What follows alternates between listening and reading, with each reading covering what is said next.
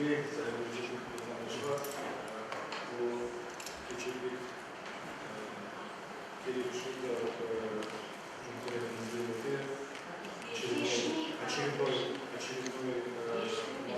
ежегодный хадж-миссия выполняется, поэтому в этом году также увеличено больше число квот.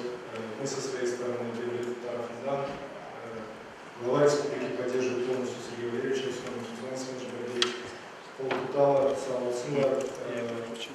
самое главное, это направление развивается и идет совместно с Митьяном, с Мертибеем, командой его, все необходимые те вопросы, которые сегодня есть, которые важны для нас как мусульман, для нас, для нашего народа, это возвращение культурных объектов, рассмотрение вопросов земельных участков для строительства мечети в будущем. Все эти вопросы идут, и особо важно, что хадж-миссия также продолжает свою деятельность. Мен Девет Атандан от правительства хочу пожелать самые наилучшие пожелания того, чтобы все, что задумано, все молитвы, которые будут вами, и те необходимые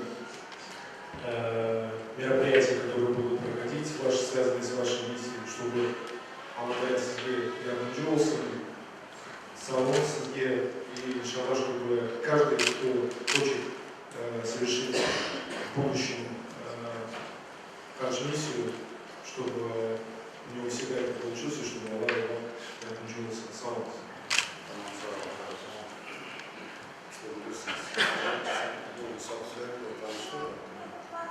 Sağ olun. Tamam Memur Bey. Biz de bir priomne bunu, onun için sağ olun. Geldiğiniz için, hayırlarınız için zorunlu değil. Biz de burada Osman Nazır'dan bir temsilci var diye Министерство иностранных дел temsilcisi var. Kısmet olsa o kadar birkaç söz aytırlar.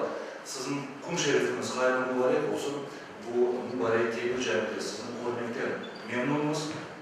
İnşallah şimdi kısa bu sözleri aytılgan son daha bizim hocalarımız Mesfir Hoca ve Ridvan Hocamız acılığının nasıl yapıldığının alakalı ilk tane seminer, ders ötkülecekler. Ondan sonra sizlerge kısmet olsa Artur Hoca'nın başlığında gerek olan çantalardır, kitapçıklardır ve ilahiri dağıtılacak. Ule namazından sonra ule namazını kılamız. Ondan sonra dışarıda çay kahvemiz var ve gerek olan şeyler acılık için size dağıtılacak inşallah. Şimdi sözünü Kırım Müslümanlar Muhtisi Emre Efendi'ye veriyorum. Bismillahirrahmanirrahim. Aziz kardeşlerim, sevgili Müslümanlar. Evet, acılık bizim için, milletimiz için, Müslümanlar için en mübarek, hayatımızın içinde bir nokta yapılacak büyük olan bizler için acılık ve haçlık. Evet, milletimizin bugün acılığa gitmek, o aşk, o sevgiyle içinde tutulması, bu demek ki yarın gelecek hayatımıza dinimizin inkişaf etmesine bir ümit ve milletin daha hiç coyulmamış, bitmemiş ve bitmeyecek gibi önümüzde bir ümit üretmektedir. Bunlar olmasa bu acılık, din, ezan, Kur'an bunlar olmasaydı, yani bu pasif olsaydı ne olacak? Hepimiz çok güzel bir şükürler olsun bugün ana vatanda bugün kendimizin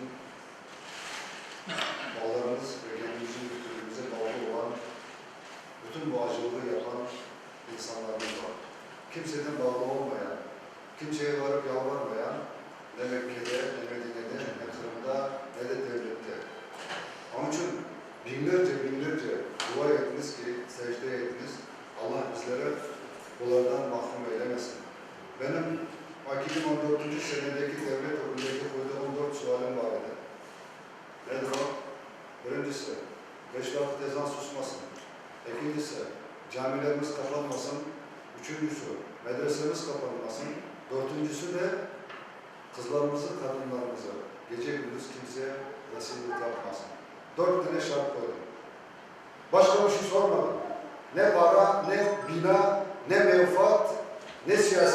Hayırlıma gerek yok. Bizim isteğimiz 4. Açın şeriatı bakmaz. Açız. Hristiyan devletinde yaşasan da, Bravo devlette yaşasan da, halifelikte yaşasan da bunların 400 seneden için, bizler için açıksa başımızın üstüne yer.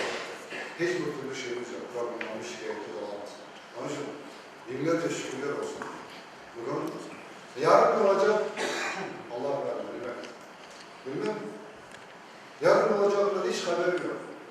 Ama sabah kalkarsın sabah ezanı namazına şükürler olsun ki raketler, bombalar başımıza yatma. Bülbüller, ezan okunuyor, bülbüller okuyor. Onun için binlerce şükürler olsun diye. Ama başka bir kainata, başka bir mekana baksak hep gözyaşı dökülmekte. Balaca'da ana, kart, kut, herkesin, erkeğin de gözyaşı kanı dökülmekte. Onun için bol bol dua edeceksiniz. Yarın Mekke'ye varacaksınız. Orada ettiğimiz dualarımızın en kabul oldukları mekandır. Bol bol dua edeceksiniz ki ne mekanımızda ne de bütün yerde insanların gözyaşı dökülmesin, kimse zulüm çekmesin. Bugün her şeyimiz bitti mi, her şeyimiz güzel mi? Hayır. Ne zaman olmuş ki her şey güzel, her şey bitmiş. Öyle bir şey olamaz. Ama biz Müslüman olarak, biz insan olarak yarın geleceğimiz için mutlaka çok güzel çalışmamız gerekiyor. Ben size doğrusunu sorayım ki bugün acılık meselemiz, dini idarenin çalışmasındaki en büyük verdiğimiz gayret ne? Okum, okuş, abrazı var mı? Mektep, yasalar, medrese, başka şeyden asla umurumuz da değil. Asla uğraşmayın. Hiç. Onun için eğer bir toplum, bir kavmin içindeki insan cahilse o milletin yerine tek tutacağı şey haftalardır, darbetik başka şey bilmez. Onun için bir kabuk artık paramız varsa onu da ablaza bağlayan görmemiz gerekiyor. Ballarımızı okutmamız gerek efendiler. Okumadan hiçbir şey yapamam. Bağırmadan, çağırmadan, her gün toplanıp miting yapmadan hiç faydası yok. Okumamız gerek, okutmamız gerek. Dinini temelinden yükseğine, alimine kadar yetiştirmemiz gerek. Başka yol yok. Başka yol yok. Gösterseniz de ben de sizin o yolunuzu kilitlerdim. Ne başım ağrırdı, ne yüreğim ağrırdı. Göstersinler. 300 bin kırı Müslüman kalksın desin ki, ey efendiler, bu yol yanlıştır, geliniz bu yoldan gideyim. Buyurunuz. Göstersinler. Alimimiz var, hocamız var, yazıcımız var, profesörümüz var, hepsi var. Koskoca institutumuz var. Hadiniz. Var mı? Dinden başka size o aydınlığa, o mekana, o meydana çıkaracak yol? Yok, bulamazsınız. Kimse bulamaz. Kimse, dünyada ne kadar devlet varsa, hepsi bize yardım edecek olursa, Allah'ın müdürü yoksa izini, kimsenin yardımı zerre kadar topluyoruz. Bunu yaxşı bilirsin. Ya, onun için her şeyimiz, İslam'ın şartı 5'tir, imanın şartı 6'dır. 6.'sı nedir? Başımıza gelen bela da, güzellik de kimdendir? Allah'tandır değil mi? Ne Hasan'dan ne Petrol'dan. Ama biz oturmuşuz değil ki, ya benim başıma getiren bela Petrol'dan geldi, ya Hasan'dan geldi. Hayır efendim. Hayır. Böyle düşünen inkar etmiş olur. Dinine çok inkar etmiş olur. Olmaz. Asla olmaz. Müslüman olmaz. Onun için başımıza ne de gelirse, ailemize, evimize, milletimize, vatanımıza hepsi Allah'tandır. Güzellikte, yaranmadıkta. Onun için lütfen herkes ibadetini yapacak, Rabbisine, Allah'ına tevekkül olacak, Peygamberine, ondan sonra geleceğimiz çok güzel olacak. Ama hayır olmaz, ben böyle isteyeyim, böyle olacak. İstediğimizi yapmayacak. Var mı gücümüz? Var mı paramız? Allah'a sattıklarımızı. Yok. Var mı sayımız? Seçim yapayım. Yok. Var mı gücümüz? İterim şarayı. Yoktur. Ayşe 4. nedir? Açsın. Millet açsın. 4. yolu göstersin. Ha bu yolu eğilin. bizi doğru yola çıkaracak, bizi cenneti, ahiret bize doğru yoldur diye göstersinler ki o yoldan gideyim. Kimse göstermiyor. Ama chatten ucaktan alıp da tenkit etmek, öten sözler atmak çok kolaydır. Bunlara emniyet vermeniz, lütfen, siz Müslümansınız. Hem de bugün acılığa gidesiniz. Acılık demek. Allah insana kabul ederse o acılığa varabilir. Ama Allah kabul etmezse 40 yıl hazırlanır, acılığa varamaz. Varamaz. Ya da ikinci tarafa gelebilirsin ama ne ibret aldın acılıktan? Ne oldu sana? Gelen son ne oldu? Ondakilerinde bunda devam ettin mi? Veren sözünü, yaptığın o Kâbetullah'taki bütün ibadetlerini, işte bunu çok güzel anlamamız gerekiyor. Allah kolay getirsin ama hiç unutmamız. Bu toprak bu yatan. Siz varsanız yatan olur, toprak olur. Siz yoksanız olamaz. Hiç olamaz. Peki yolumuz var. Ya ölürüm ebediyen ya da bu toprakta yaşarım. Üçüncüsü yok. Üçüncüsü olamaz. Kimsenin aklından, nurundan geçmesin. Ben giderim de yarın kaytıp, Kırım'da her bir şey güzel olduktan sonra kaytıp geliyorum. Bize öyle adam gerekmiyor. Bize öyle dost da gerekiyor. Buraya aşmıyoruz. Burada zorlukların içinde hepimiz bir geçeceği köprüleri ve güzellikleri, meydanlıklara da anamız, kadınımız, kızımız, bala çabamız hepimiz birlikte o güzellikleri de karşılayacak, yaşayacak. Onun için güzel düşünmek gereksiniz. Sizlere kimsenin verdiği atılı bizler için asla gerek. Allah bize deli yaratmamış ya, akıllı yaratmışsa Allah'ın kanunu bizler için farzdır. Devletin de kanunu geçerlidir. Deli yaratmışsa ne Allah'ınki emridir ne de devletinki emridir. Çünkü elinde ayrıca pasportun olur. Deli pasport. Ama şükürler olsun bizde öyle şey yok. Milletimizde öyle bir şey yok. Onun için Allah kolay getirsin. Yapan adımlarınızı attığınız vakit başta düşününüz. Ondan sonra yola çıkınız. Aytacak sözünüzü hepimiz başta 10 kere düşünecek, ondan sonra konuşacak. Ama konuştuktan sonra düşünmeye başlarsa hem dilimize hem milletimize o kadar büyük zarar getirir. Onun için bu olmaz. Allah hepinizden razı olsun. Hepinizden. Geçen hacılıkta bazı arkadaşlarımız bizim bayrağımız var. Hacılığa varsanız göreceksiniz. Ne kadar memleketlerden gelen insanlar olsa her insanın yuvası kendi bayrağına göre dikilmiştir. Coyulmaması için. Ondan milyon insan coyulmamak için ha baktı ki Hasan Okbek'ti, benim bayrağım.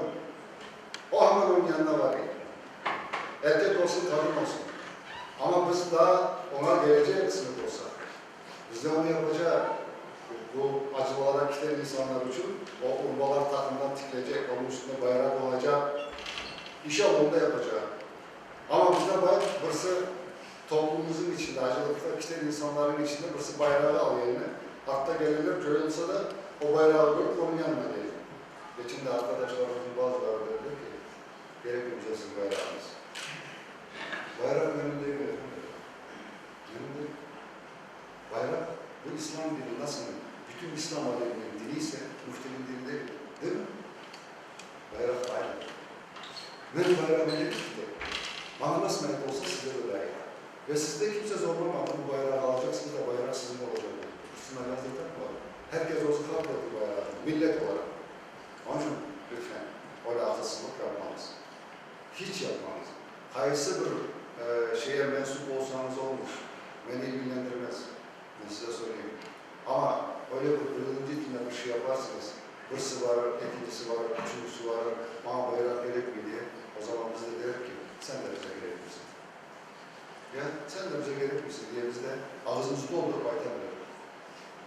Onun için bayrağı inkar eden insana gel bir tane Rukavos'ta başından Mekke'deki hani sizin bir işaretiniz var mı? Neye bakıp gideceksiniz? Yok.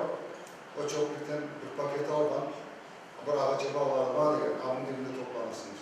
Bu insanlar da bunu kabul etmişler ağalar. Nasıl sen çöplükte bir paketi kabul edersin de işaret olarak kendi bayrağını kabul etmesin? Ne demek bu? Günah mı? Yok ya. Yok öyle bir şey. Yok öyle bir şey. Bütün dünyada yaşayan insanların herkesin bayrağı var. Onun için lütfen bu akılsızlığı sakın yapmayız.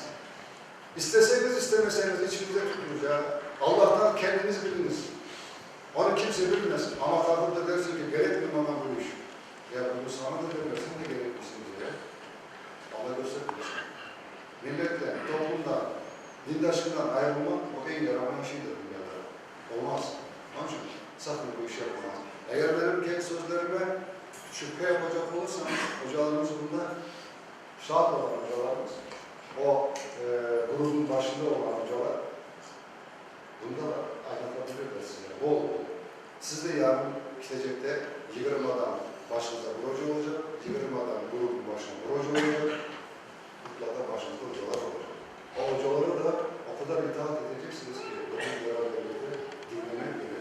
Çünkü İslamiyet'te Müslümanın yola çıktığı bu seferindeki ek-3 adamın içinden bir demesine başlık seçin değil mi? Onun için burada hiç mutlaka yanlış, hata, mahsus yapılan benim isteğim, senin isteğin yok. Nasıl var öyle de dilimize göre o yapılmaktadır. Onun için lütfen başınıza sesletin vuracak. Size gereklerinizi de, problemlerinizi de, sıkıntılarınızı ama anlatacaksınız. Böyle beraberlikte tavafınızı, ibadetinizi yapacaksınız. Allah razı olsun hepinizden. Sağ olunuz. Ama kim olduğunuzu unutmayınız. Dünyanın neresine gitseniz kimsiniz, neysiniz bunu asla unutmayınız. Sağ olun. Siz de sağ olun Mufti Efendi. Можно? Будьте вреда или да? Ассаламу алейкум. Можно по-русски? Потом вопросы. Мы допустим представителей государственных ведомств, Роспотребнадзора и На все ваши вопросы представителей будут отвечать. Нет, просто когда вы говорите на татарском языке, ну, я не понимаю, извините, то есть, может быть, еще быть. То есть, вот, просто вот в этом только проблема, извините. Хорошо. Следующий.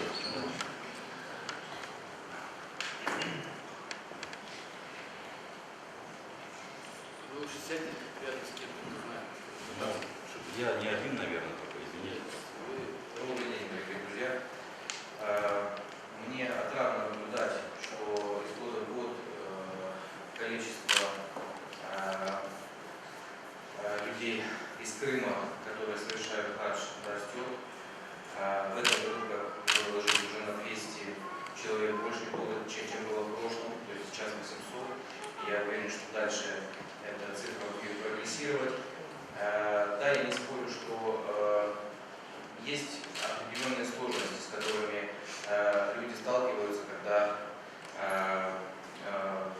осуществляют это богоугодное дело.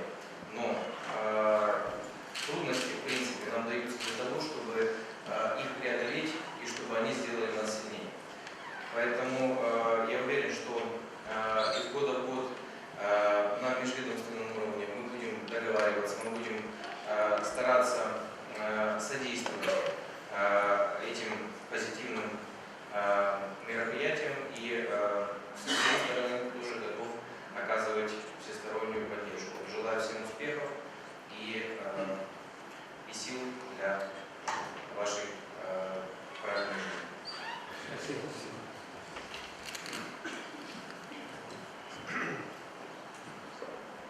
Здравствуйте, уважаемые паломники, следующий на хадж, сезон 1440 года хидж.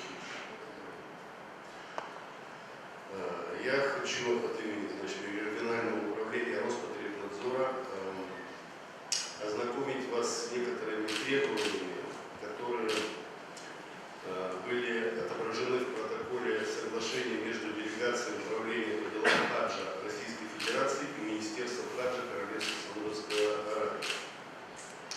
С учетом важности соблюдения всех инструкций по охране жизни и здоровья, изложенных в соглашении о порядке проведения хаджа в сезон 1440 года хиджа, необходимо соблюдение выполнения правил. Значит, вся официальная информация размещена на нашем официальном сайте Роспотребнадзора, Межрегионального управления Роспотребнадзора по Республике Крым, федерального значения Севастополя. Я рекомендую вам открыть этот сайт и прочитать о медико-санитарных требованиях к лицам, направляющимся в хадж в 2019 году. Сейчас я остановлюсь на основных так сказать, проблемных вопросах, которые были выявлены в процессе подготовки паломников и направления их на хадж и умру в Королевство Саудовской Аравии. Ну, мы уже направляем 5-й раз, значит, 5-ю группу, вот так говорить, юбилейную, можно сказать. Значит, и за этот период ну, мы не только мониторили значит, вопросы, возникающиеся в процессе подготовки, отправки и возвращения групп, но также значит, по всем субъектам Российской Федерации. Основные проблемы, которые были выявлены в порядке отправки групп. Первое – это отсутствие сведений о обязательных прививках. Значит, в прошлом году, по-моему, из Республики Дагестан не допустили паломников до вылета. Значит, и у нас были, в принципе, такие случаи в 2014-2015 году, но все решилось. В чем основная проблема? Прививочные сертификаты об обязательных прививках должны быть у вас лично, а не у старшего группы.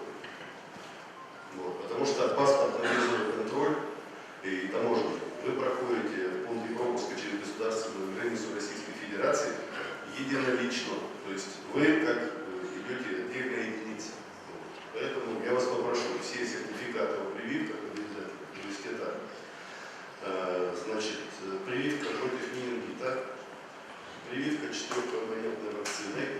Значит, рекомендована вакцинация против сезонного гриппа, особенно для людей преклонного возраста и с хроническими заболеваниями. Ну и рекомендовано против вирусного гепатита и краснухи женщинам 18-25 лет.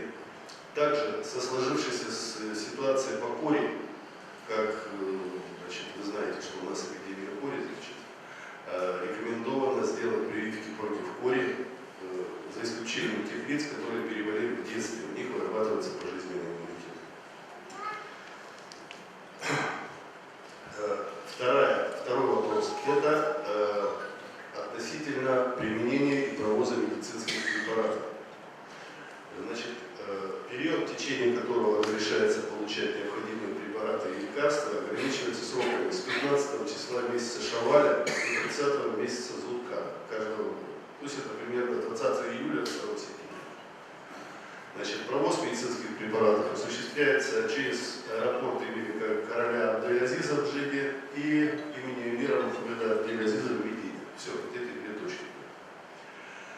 Значит, какие были выявлены значит, проблемы при перевозке лекарственных средств? Есть паломники, которые нуждаются в постоянном приеме медицинских препаратов, но у которых существуют какие-то определенные хронические заболевания, которые требуют значит, постоянного приема препаратов.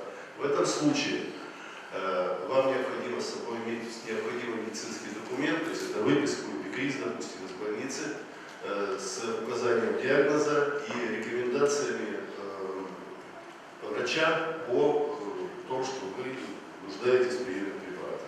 Иначе на границе на таможне эти препараты будут у вас изъяты и поэтому выписной БКИС с указанием вашего диагноза. На русском, конечно, вы будете проходить русскую таможню, да, у вас будут, да, паспортно-таможенный контроль будет происходить. У вас по прилету туда только будут проверять, ну, могут проверить, так сказать, это ваши обязательные сертификаты международные по прививке. Вот. Поэтому я еще раз обращаю внимание, что вы удачно совершили хадж, чтобы придерживаться таких условий. Затем, отдельно остановлюсь о продуктах питания. На территорию Саудовской Аравии, Королевства Саудовской Аравии, запрещен ввоз любых продуктов питания. Паломникам исключение только для паломников, прибывающих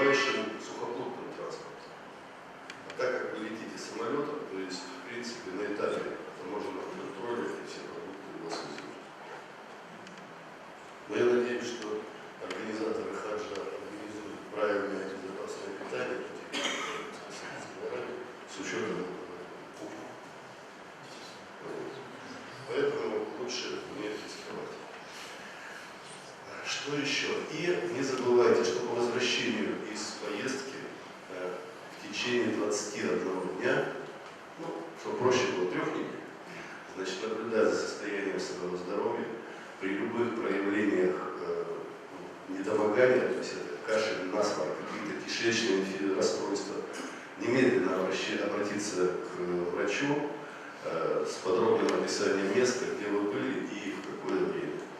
Ну и по пребыванию непосредственно в Королевской Саудовской Аравии, значит, избегайте контакта с верблюдами и не употребляйте в пищу верблюжье молоко, потому что верблюды и верблюжье молоко являются, значит, причиной распространения особо опасных заболеваний.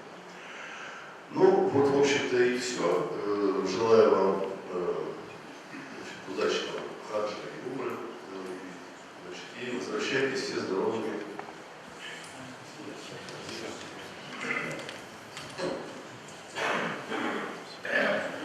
И вам спасибо за содействие.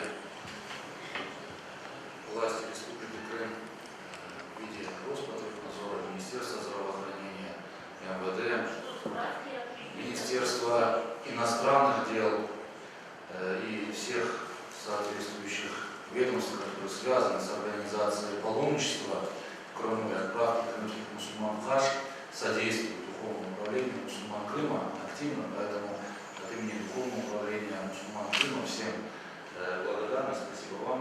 В том числе, например, мы ежегодно проводим собрание под председательством Ремура Азизовича у нас это, в принципе, освещается у нас на сайте. Вот, открывается зеленый коридор для ускоренного оформления загранпаспортов при ходатайстве духовного управления. Потом прививки, да, бесплатно государство предоставляет и делает в больницах и так далее и тому подобное. При других любых вопросах мы обращаемся непосредственно в ведомство или в главе республики, они оперативно, в принципе, решаются, выделение квот и так далее и тому подобное. Это мы можем, наверное, вас отпустить. Только вопрос, есть какие-нибудь вопросы? Есть. Скажите, пожалуйста, вот вы сказали выписку. Выписку мы возьмем, а как профилактика? Что-то противовирусное тоже нельзя взять с собой? Как профилактику вы можете сделать профилактическую прививку против гриппа? Прививку сделали. Ну, например, я знаю свой организм, мне этой прививки недостаточно. Можно с собой все-таки что-то еще иметь. Профилактическая, да. Дело в том, что в первую очередь применение препаратов касается сильнодействующих и наркосодержащих. Вот. А профилактические значит, препараты. Да, конечно, но дело в том, что, смотрите, в Саудовской Аравии, значит, существует такой, значит, как же называется, и Министерство здравоохранения, и, значит, Министерство хаджа. И то есть при любом недомогании или при, значит, получении какой-то медицинской помощи вы можете обратиться туда, и вам будет оказана необходимая помощь и, ну, может быть, выданы необходимые препараты. Потому что, допустим, последние требования как бы 2018 года, что в каждой группе паломников рекомендовано, что вы делали. Врач? У нас есть врач, да? Врач. Тем более у вас есть врач в группе. Поэтому он поможет вам с выбором лекарственных препаратов. А с 2018 года еще требования, помните, мы с вами говорили, ну, как бы рекомендовано, чтобы еще летел медицинский работник с санитарно-эпидемиологического профиля. То есть, ну, инфекционного. Еще вопрос. Все, тогда благодарю и счастливо.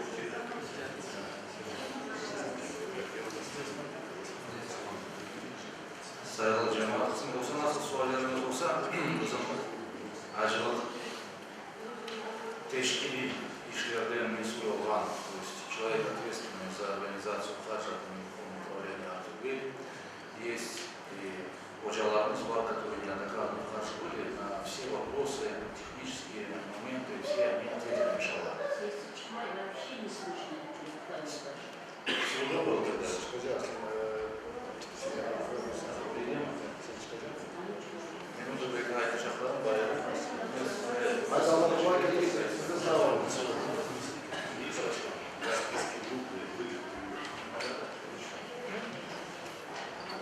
Sağolunuz, var olun.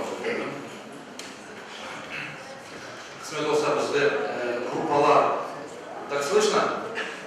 Kısmet olsa bizde gruppalar 49-50 kişiden meydana gelecek, 49 adam. Evet, her bir gruppanın başında hocalarımızdan burada birisi olacak. Acılık nasıl yapılganını, umre nasıl yapılganını, tavaf, say, bilmem Kabe kayda olganını hepsini gösterecekler, nasıl dua olacak, hepsini anlatacaklar ve ilahırı. Ve sizlerden yol boyu sizlerden olacaklar. Onun için kasayet etmeyiniz. Gerek olan suallerini siz hepsini verirsiniz onlara. Onlar sizinle sabırvacılık edecekler. Biz mahsus olanı tayinleyimiz ve sizinle beraber o za svoj счет degenden biz çıkıyoruz onu. Bu bölümcülüğe ikincide sizinle beraber bana evlere olacak.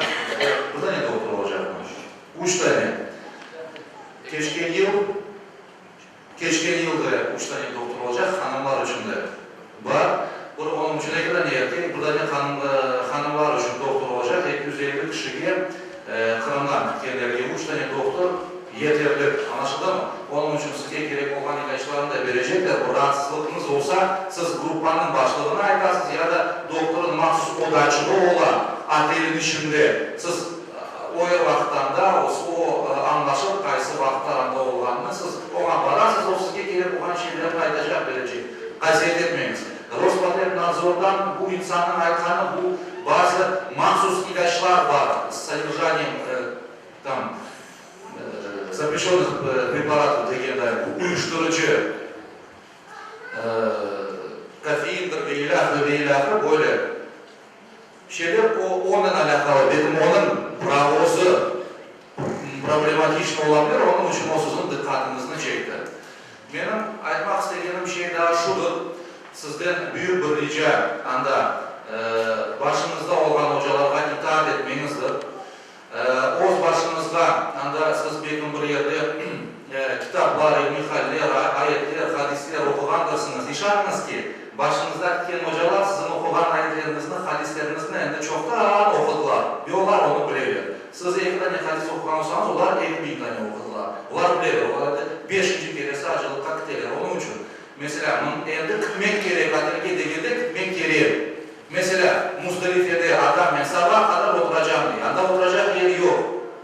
Anda ufak bir meydan ve gelgen insanlara eğer anda olganlar yer boşaltmasa o vakit gelgenler onların üstüne, başına çıkar. Anlaşıldı mı? Onun için o evvelki zamandaki daim dedi. Peygamberimizin zamanında mesela benim 300 bin acılık insanlar acılık yapkandı. Peygamber Efendimizle beraber veda hacında. Kaç bin adam var idi? 200 kaç bin. Doğru mu? Ama şimdi 3 milyondan ziyade adam acılık yapar. Onun için bütün bu değişken şarayetini bozukunda tutup sizge sıkıntı olmasın, sizni ezmesinler. Daha fena bir Allah meydana gelmesin degen manada o hepsi tertip nizamga koyular. Onun için başınızda olan hocalarga itaat etseniz pek güzel olur, sağlığımız da yerinde olur ve bizge de azıcık problem olur. Çünkü siz bu yerde joyulsanız, sizge barıp da bir şey olsa, ondan sonra bizim başımız ağrıda. Biz sizni kıdıramız, yiyecek gündüz. Artık hoca yuklamayın. Bizler yuklamayız. Telefonlarımız kıpkırmızı ola. Kayda kaldı bizim insanımız. Devlet bizden sorayım. 250 adam aldık değil, 250 adam alıp getireceğim. Birisi banitsada kalsa o bir kesek hareket işanınız.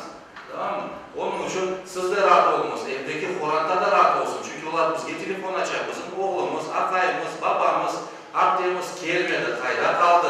Svязьdan çıkmay, ilk günden beri de onlar bizge telefon açarlar. Anlaşıldı? Onun için bizde mesuliyet var.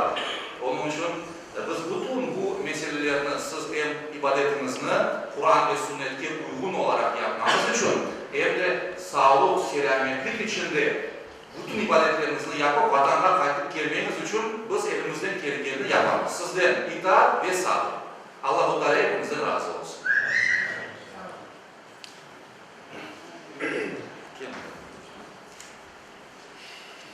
Ассаляму алейкум, сайрат джемат. Настал тот день, когда мы на протяжении каждого дня. Некоторые думают, хадж это 1 месяц, на самом деле хадж это целый год подготовки, каждодневная работа, ежедневная работа, чтобы наши паломники комфортно уехали. Cemaat, men sizden izin alayım. Yaxşı mı? Sualleriniz olsa biz mundamız. Sağ olunuz, var olunuz. Ежедневная работа, чтобы паломник мусульман Крыма комфортно уехал, комфортно вернулся, без каких-то происшествий, проблем, выполнил все обряды, каноны ислама, касающиеся хаджа. Поэтому, алхамдулилля, в этом году мы уже сняли гостиницу в Мекке, в Медине, постарались снять очень комфортную гостиницу. Может быть, вы видели в Фейсбуке, в наших соцсетях, видео, фото, что в Мекке и что в Медине постарались сделать очень качественную, хорошую, комфортную гостиницу. И также, кто пожелал питаться с нами, то есть мы как опцию сделали, понимаем, что не у всех бывает полная сумма, поэтому сделали опцию, кто хочет питаться с нами, то есть кто доплатил дополнительную плату за питание, организовали турецкое питание. То есть то, что приближенное для нас, именно для наших паломников. Наш отель в Мекке близко к Хараму, примерно 1700 метров, конечно, чуть горная местность, но автобус трансфера будет ездить, если даже будет такой, бывают такие дни, когда после Арафата, после Джамаратов полностью закрываются дороги, можно пешочком пройтись в Харам. В задней части Борчаса, где часовня, часы, где часы, в задней части автовокзала. Ну, здесь я не хочу долго говорить. Что касается хадж, это испытание. Хадж это испытание. Какой бы ты, как я говорю, ежедневно мы работали. Ежедневно. Бывали такие дни, когда по выходным мы работали. Бывают такие дни, что мы даже ночами работали. Лично сам я ночами работал, потому что в Саудии днем не работает, ночью работает. То есть получается с аср намаза до сабах намаза все работают. После сабах намаза ложатся спать, до зухра намаза, до оли намаза опять проснуться, за рукой читает, опять спать ложатся и с асра до фаджра работает. Но это хадж, дорогие братья. Любые испытания будут. Я уверяю вас, какой ни был бы гостиница хорошая, какой ни была организация хорошая, будет испытание 100%. Потому что Аллах Субхану Тааля будет вас испытывать. Ля рафата ва ля фусук. Не сквернословие и не грешности. То есть тебя будет Аллах испытывать какими-то даже мелочами. Для нас будет казаться мелочью, но это большое для тебя, что ты будешь идти на провокации, чтобы испортить свой хадж. Поэтому то, что вы потратили время, то, что вы потратили деньги, не бросайте в пустоту. Проявите терпение, иншаллах, чтобы Аллах Субхану Тааля принял ваш хадж. И как у нас в бане написано, поистине благочестивый хадж является как наградой, как будто заново родился. То есть, да, ты как будто полностью открыл новую страничку своей жизни. А что лучше это? Поэтому самое лучшее поклонение, которого самое можно вознаграждение дается, это хадж. И как один говорил, когда ты выезжаешь из дома, где-то в город, ты представляешь свою семью. Ты когда выехал из дома, все на тебя смотрят, как на твою семью. Какой-то плохой что-то делаешь, а думают, сен Курамтан олет, значит сен де олет, сен олет, значит Курамтан олет. Да, когда ты плохо говоришь, плохо поступаешь, как думают? А когда ты выезжаешь из своей страны, в какую-то другую страну, ты представляешь свой народ. Это не забывайте. Потому что Авелтур работает многочисленными мусульманами. Многочисленными мусульманами в регионе России. Ты когда выезжаешь из своей страны, как крымские татары, как крымские мусульмане, вы представляете не себя, а свой народ. Сабру, религиозным, держитесь вместе и старайтесь быть терпеливыми. Что бы ни сказали, вот крымские татары такие. Это очень важно, дорогие братья, потому что ты представляешь свой народ. Поэтому Аллах так видит, иншаллах, я шалман барат, адилтун ерне кетрат, я шалмен, я бег хатаех, и там пускай не беспокоятся. Это просто машинально вышел со списка. Но все, альхамдулилля, всех поздравляю. Альхамдулилля. Все, кто паспорта сдали, визы готовы. Мы сегодня только даем вам сумки. Паспорта, визы, бейджики, книги, паспорта, визы и сумки, бейджики не даем сейчас. Будем давать на автобусе, потому что бывает разное. Кто-то поехал домой, по дороге потерял паспорт. Лучше пускай у нас лежит он. Мы его аккуратненько в папочке сделаем. Каждую папочка, где будет лежать паспорт, бейджик и виза. В этом сейчас виза не клеится в паспорт.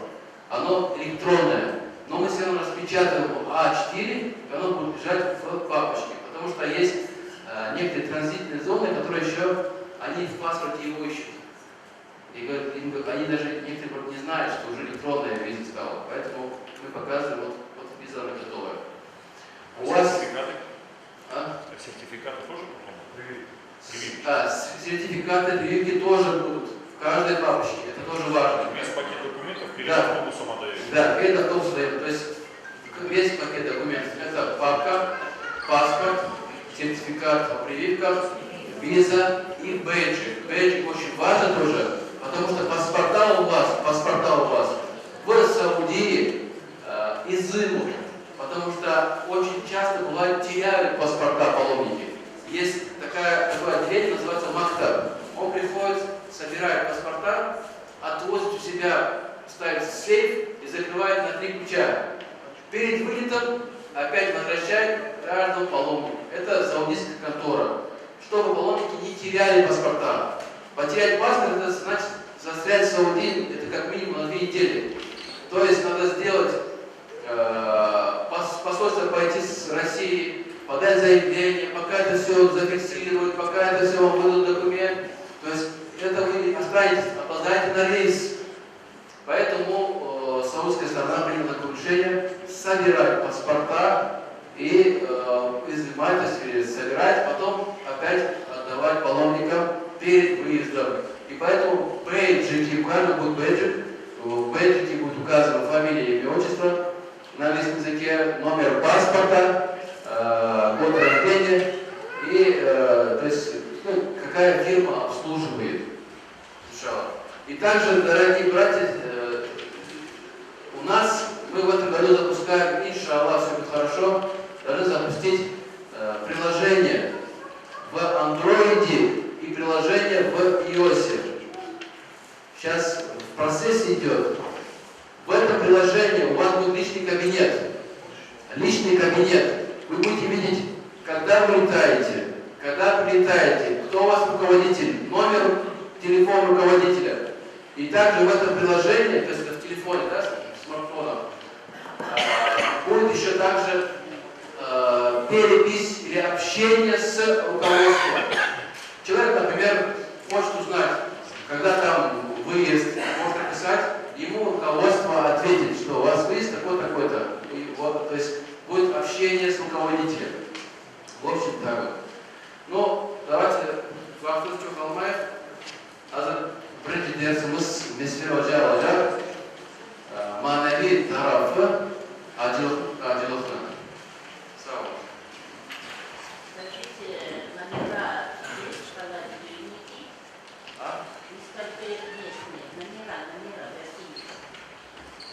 Номера гостиниц? Номера гостиниц уже там мы вам скажем.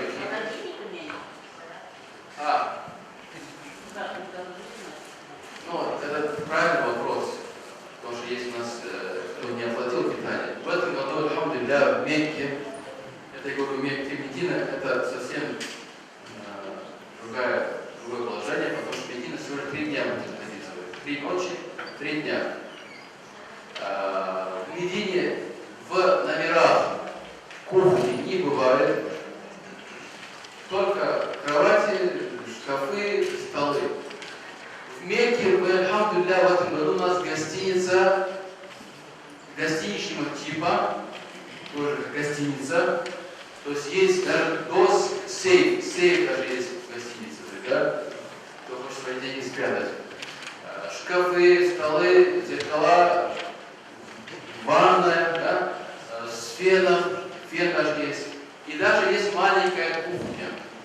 маленькая будет, то есть получается чайник электрический, где можно чай сделать, стаканы. И также есть плитка. Плитка, кто-то если может там что-то согреть, что-то там быстро что-то приготовить. Маленькая есть такая плиточка. Поэтому, иншаллах, думаю, в этом году будет более такая удобная гостиница. Скажите, пожалуйста, Виза-карта работает? Виза-карта? Да. Виза-карта работает, да. Виза-карта можно оплачивать. Ну, конечно, чуть-чуть от Москвы отстают, но работает. Там тут работает, поэтому можно использовать именно виза-карту. Мой мир, конечно, не использует именно мастер-карт, и виза-карт работает. Что, какой еще вопрос был там?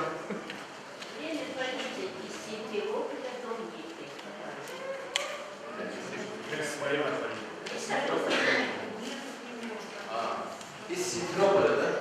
Ну, до Москвы 2 часа.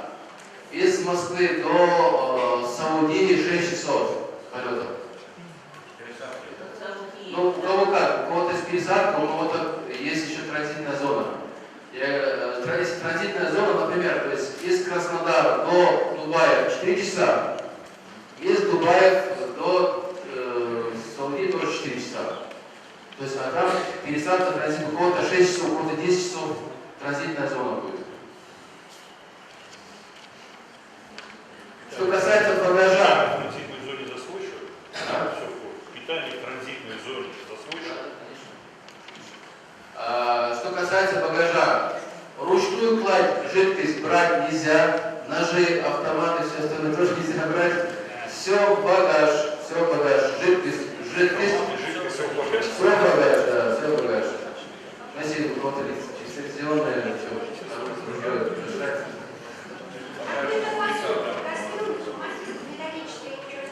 Можно, все можно брать, все только багаж. То есть, А питание ручную в кладь. транзитной зоне, допустим, вот питаться с собой что-то можно в багаже? Конечно, нужно. Все, что касается жидкости в багаж, а что не жидкое, если не режущее, не колющее, можно взять ручную кладь. А все жидкое, шампуни, там, духи, вода, все в багаж дает. Хорошо? Для питания тоже в багаж нет. Можно и в багаж, и можно с собой взять. Продукт питания не проблема. Например, там хлеб с колбасой, там где. Ручную кладь, то есть Ручную кладь не проблема. пускай. Пускай. Транзитная. Да. И что касается лекарств, и что касается вопросов медицины, у нас иншаллах после первого урока, после первого урока, Дарагамас 15 минут, буквально 15 минут расскажет, вам уже раздали даже памятки, что можно взять с собой, что нельзя взять. Без багажа, скажите. Конечно, Роспотребнадзор чуть-чуть по-своему сказал, но по правилам пока что можно все брать, проблем никаких нет. Все лекарства можно брать. Только... Вот этого одного переписанного сертификата достаточно, это не надо будет дополнительно. Вес багажа, скажите, пожалуйста. У всех компаний разные веса, поэтому вам руководители более подробнее скажут перед выездом, либо, то есть, обычно проблемы бывают с багажом с Саудии, поэтому вам скажут, каждой компании свои нормы. Например, в вашей компании до 23 килограмм багаж и до 10 килограмм ручная кладь. Это что касается международной авиалинии. А что касается внутренней авиалинии, чуть-чуть тоже отличается. Там бывает, что у кого-то до 23 килограмм багаж, до 7 килограмм ручной клади. Такое бывает. Да, иншаллах, если можно, если уже вахт берег, то что вахт кетем. Еще раз, в списке какой группы сегодня там? Списки уже мы определили, они висят на стенде. А изменить можно? Изменить нельзя. Изменить нельзя, потому что виза получена, и вы сидите в этой группе. Ну, те, кто, допустим, раньше сдавал первый стенд, так и едут, как там пословица. Нет, на стенде все расписано.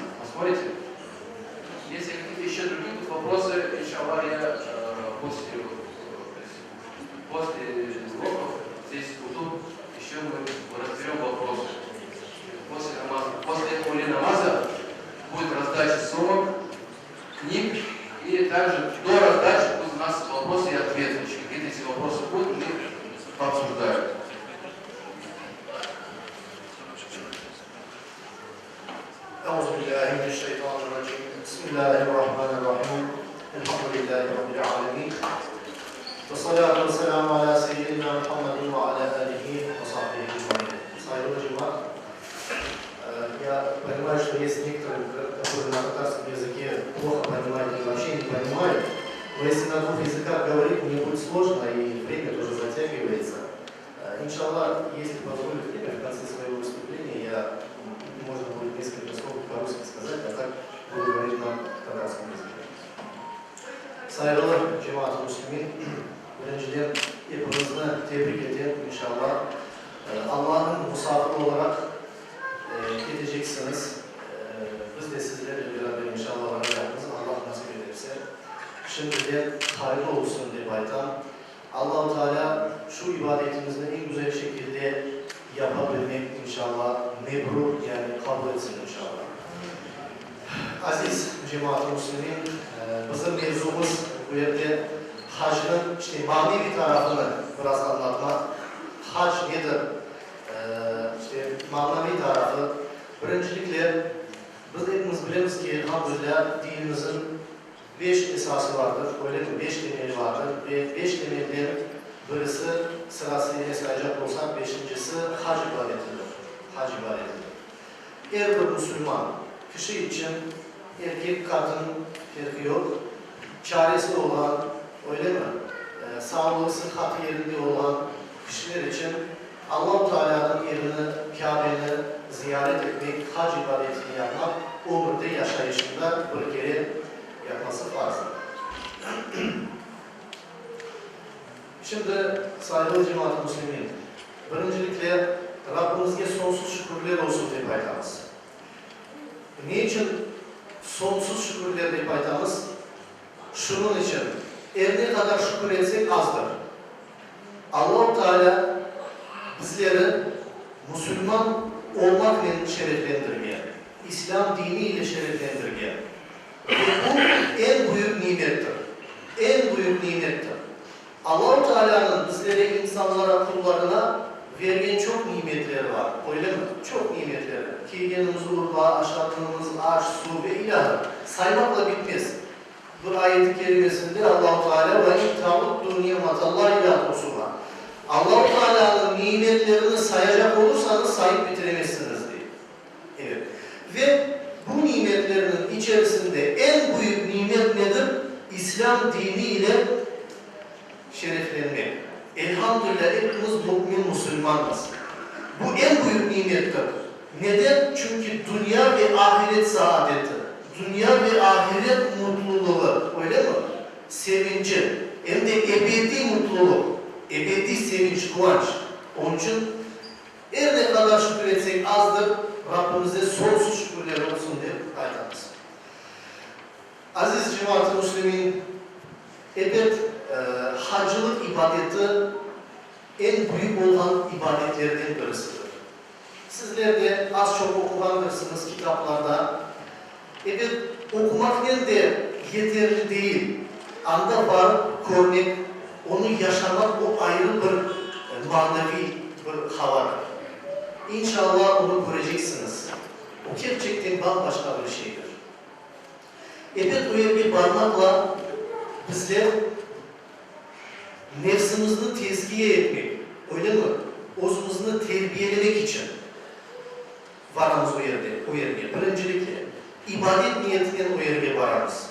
Çünkü hac ne demektir? Hac, lügat manasında bir şeyini istemek, bir şeyine varmak, yardım etmek manalarına gelir ama dini bir termin olarak, dini şeriat termini olarak ibadet niyetini o yerlerini ziyaret etmek. Belli yerlerde, belli vakitlerde bazı işlerini işlemek. Hacın dini manası budur. Evet, onun için biz o yere ibadet niyetinin varamız. Yani turist olarak anda gitmiyoruz, öyle mi? Kümerde öyle insanların da göreceksiniz anda. Hem de bugün konumuzda mesela telefonlar çok yaygın, öyle mi? Bunun gibi şeyler. Adam vakti, evet hatıra için foto yaparsın mesela. Hatıra için bir iki foto çekersin, video yaparsın ama her vakit bununla bunlarla uğraşmak da doğru değil. Çünkü sen anda 40 kere geliyorsun. Hac ibadetini yapmak için. Kabe'nin tavaf ettiği adam durmadan telefonla çekiyor mesela, video çekiyor, foto yapar. Ondan sonra canlı efirde, premo efirde başka soy sokula yollay korseti. Evet, bu bir Kur'an yaşayan, birinci kere anda parmağını için bunu koruyor ama aslında bu şeylere çok önem vermeniz gerek. Çok önem vermemek gerek. Çünkü sen birinci kere anda varsın. Kabe anda. Başka yerde sen Kabe'nin tatlı olamazsın. Arafat, Muzdelife, Mina'nın, öyle mi? Onun için mümkün olan kadar anda daha çok ibadetli uzun vereceksin. Nefsinizi tezkiye edeceksiniz. Terbiye edeceksiniz, sabırlı olmakla öğreneceksiniz. Evet, şimdi bütün bunları anlatmakla bitmez. Anlatmakla bitmez. Bana şimdi Artur hocamız da ayıptı. Her bir Müslüman anda bakan Müslüman çok dikkatli olmak gerek. Yapan hareketlerine, ayıkan sözlerine, öyle mi, davranışlarına. Çünkü hac ne ile güzeldir? Hac. Hac ibadeti insanlarla güzel davranmakla, tatlı söz aytmakla, onlara yardım etmekle, müşavere etmekle ve ilahı bununla hac güzeldir. Bununla hac güzeldir. Bunu yapmak gerek. Evet, kümerde su olmayacak, belki aşamada vakit olmayacak çünkü bir yerden başka yere varmak gerek olacak, başka yerden diğer yere varmak gerek olacak. Bu bazı kıyımcılıklarını göreceksiniz. İnsanlar çok, birkaç milyon, birbirini itirecek bir şey olacak böyle kalabalık olan yerlerde. Onun için birincilikle her vakit tavsiye sabırlı olmak. Sabırlı olmak. Mesela Saudi Arabistan'da Mekke'de yaşanan yerli Müslümanlar göreceksiniz. Onlar mesela araba maşinalarda yürüyelim. Maşinaları vurulgan, camları parçalanan bilmem bir şey. Birbirine böyle vurganları bakıp çıkarlar iki şoför, eksi ellerini mesela sıkar, yani selam verirler, sabırlı ol deyirler, ayrıca giderler mesela. Kavga etmiyorlar, o yerde uçlar razborka etmiyorlar. Mesela bizde olan gibi değil. Maşına az başına tiydi mi bunda 3 saatlerden, 4 saatlerden böyle razborka etkiler. Anda öyle değil. Evet, sabırlı olmalı öğrenecekmiz. Bir ay devamında, neredeyse bir ay devamında anda kalacakmız o mekanlarda, kıymetli mukaddes mekanlarda. Evet, onun için bu şeylere dikkat etmek gerek. Çok dikkatli olmak gerek. Kabe'nin, mesela Kabe'nin tavaf etkende, öyle mi, kalabalık olan yerlerde, Arafat'ta, Muzdelife'de, taş atacağımız yerde, Mina'da, Cemarat'ta, birbirimizge mümkün olan kadar sıkıntı vermemek gerek. Aksine yardım etmek gerek. Kart adamlar bir gün vardır, bir gün kıyınalandır, bir gün yıkılıp kalgandır. Çeşitli vaziyetleri olabilir. Öyle mi? Bir gün sözle yardım isteyedir. Elimizden geldiğine kadar yardım etmek gerek. Sabırlı olmak gerekmez. Evet. Onun için hac ibadeti bu ile güzeldir. Yani insanlarla gerçekten tatlı laf etmekle, yaxşı davranmakla, onlarla aş atmakla, su vermekle güzeldir. Bununla güzeldir. Peygamberimiz Aleyhisselatü Vesselam bir hadislerinde buyuruyorlar ki El-haccu mebrur leyse lehu cezaun illel cennet. Kıyle ve ma birruhum kâle it'amu ta'ami ve tibbül kelâmi. Peygamberimiz Aleyhisselatü Vesselam aytıyorlar ki mebrur olan hacının karşılığı ancak cennettir. Mebrur demek kabul olunan demek. Kabul olunan, güzel hac demek. İşte onun karşılığı ancak cennettir. Ancak cennettir. Başka bir şey yoktur. Doğrudan doğru cennettir. Ve Peygamberimiz Aleyhisselatü Vesselam'a böyle soraylar o yerde vama bir ruhu, onun kabul olunması, hacının güzel olması ne iledir ey Allah'ın peygamberi? diye sual vergenlerde Peygamberimiz Aleyhisselatü Vesselam İt'am-ı ta'ami ve tibbül kelâmi. İnsanlara aş atmak, su içirmek ve güzel sözler aytmak.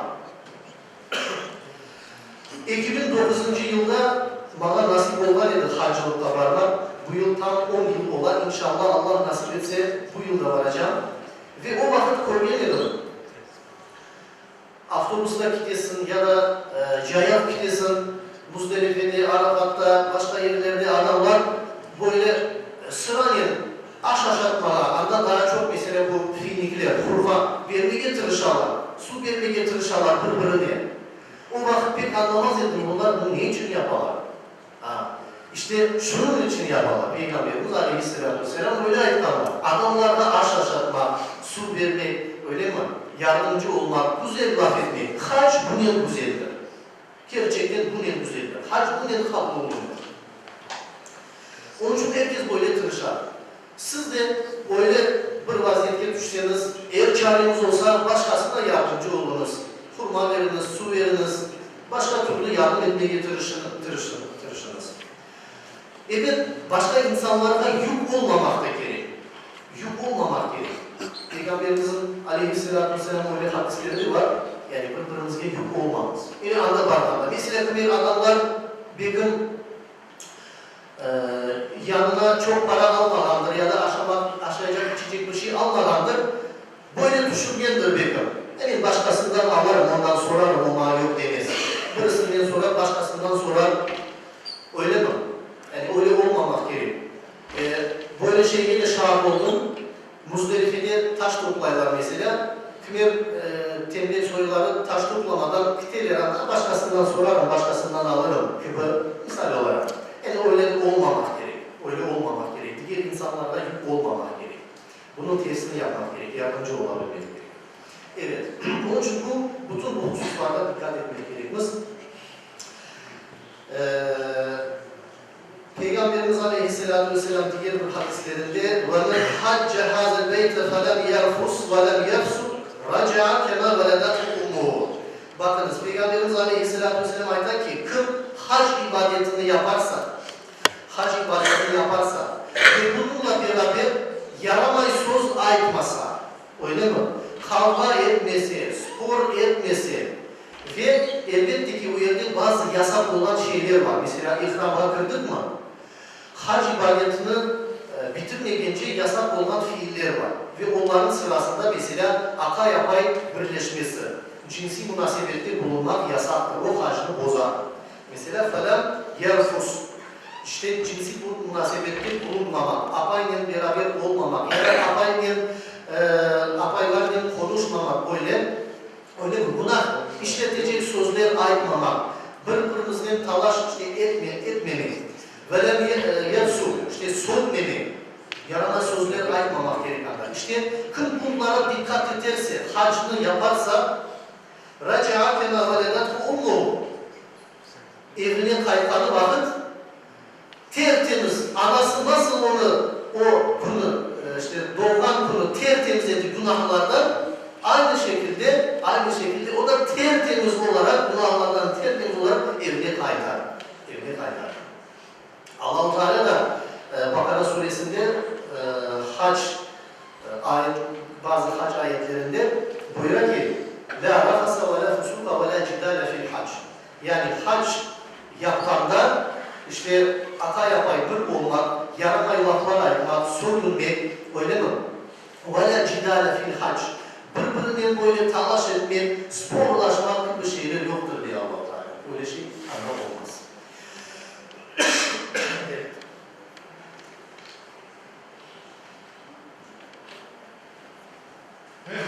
Diğer hadisinde Peygamberimiz Aleyhisselatü Vesselam aytalar ki İnne hazel beyte di'ametun min da'aimin İslam. Bu beytini ziyaret etmek yani Kabe'ni tavaf etmek, hac ibadetini etmek İslam dininin temellerinden birisidir. Evet, hac ibadeti İslam dininin temellerinden birisidir. فَمَنْ حَجَّ الْبَيْتَ اَوْ يُعْتَمَرَ. Kim hac ve umre yaparsa فَهُوَ صَامِنٌ عَلَى اللّٰهِ. Allah-u Teala'nın himayesi altında olacaktır. Allah-u Teala onu koruyacak. Her türlü zarardan yerden. فَاِنْ مَاتَ اَدْخَلَهُ الْجَنَّةِ. Bu hepsi çok mühim. Eğer hac yapma esnasında Kabe'ni tavaf edecek, Arafat'ta mı duracak, başka yerde olacak. Hac yapma esnasında insan vefat etse, geçinse o cennete girecektir. اَدْخَلَهُ الْجَنَّةِ. Allah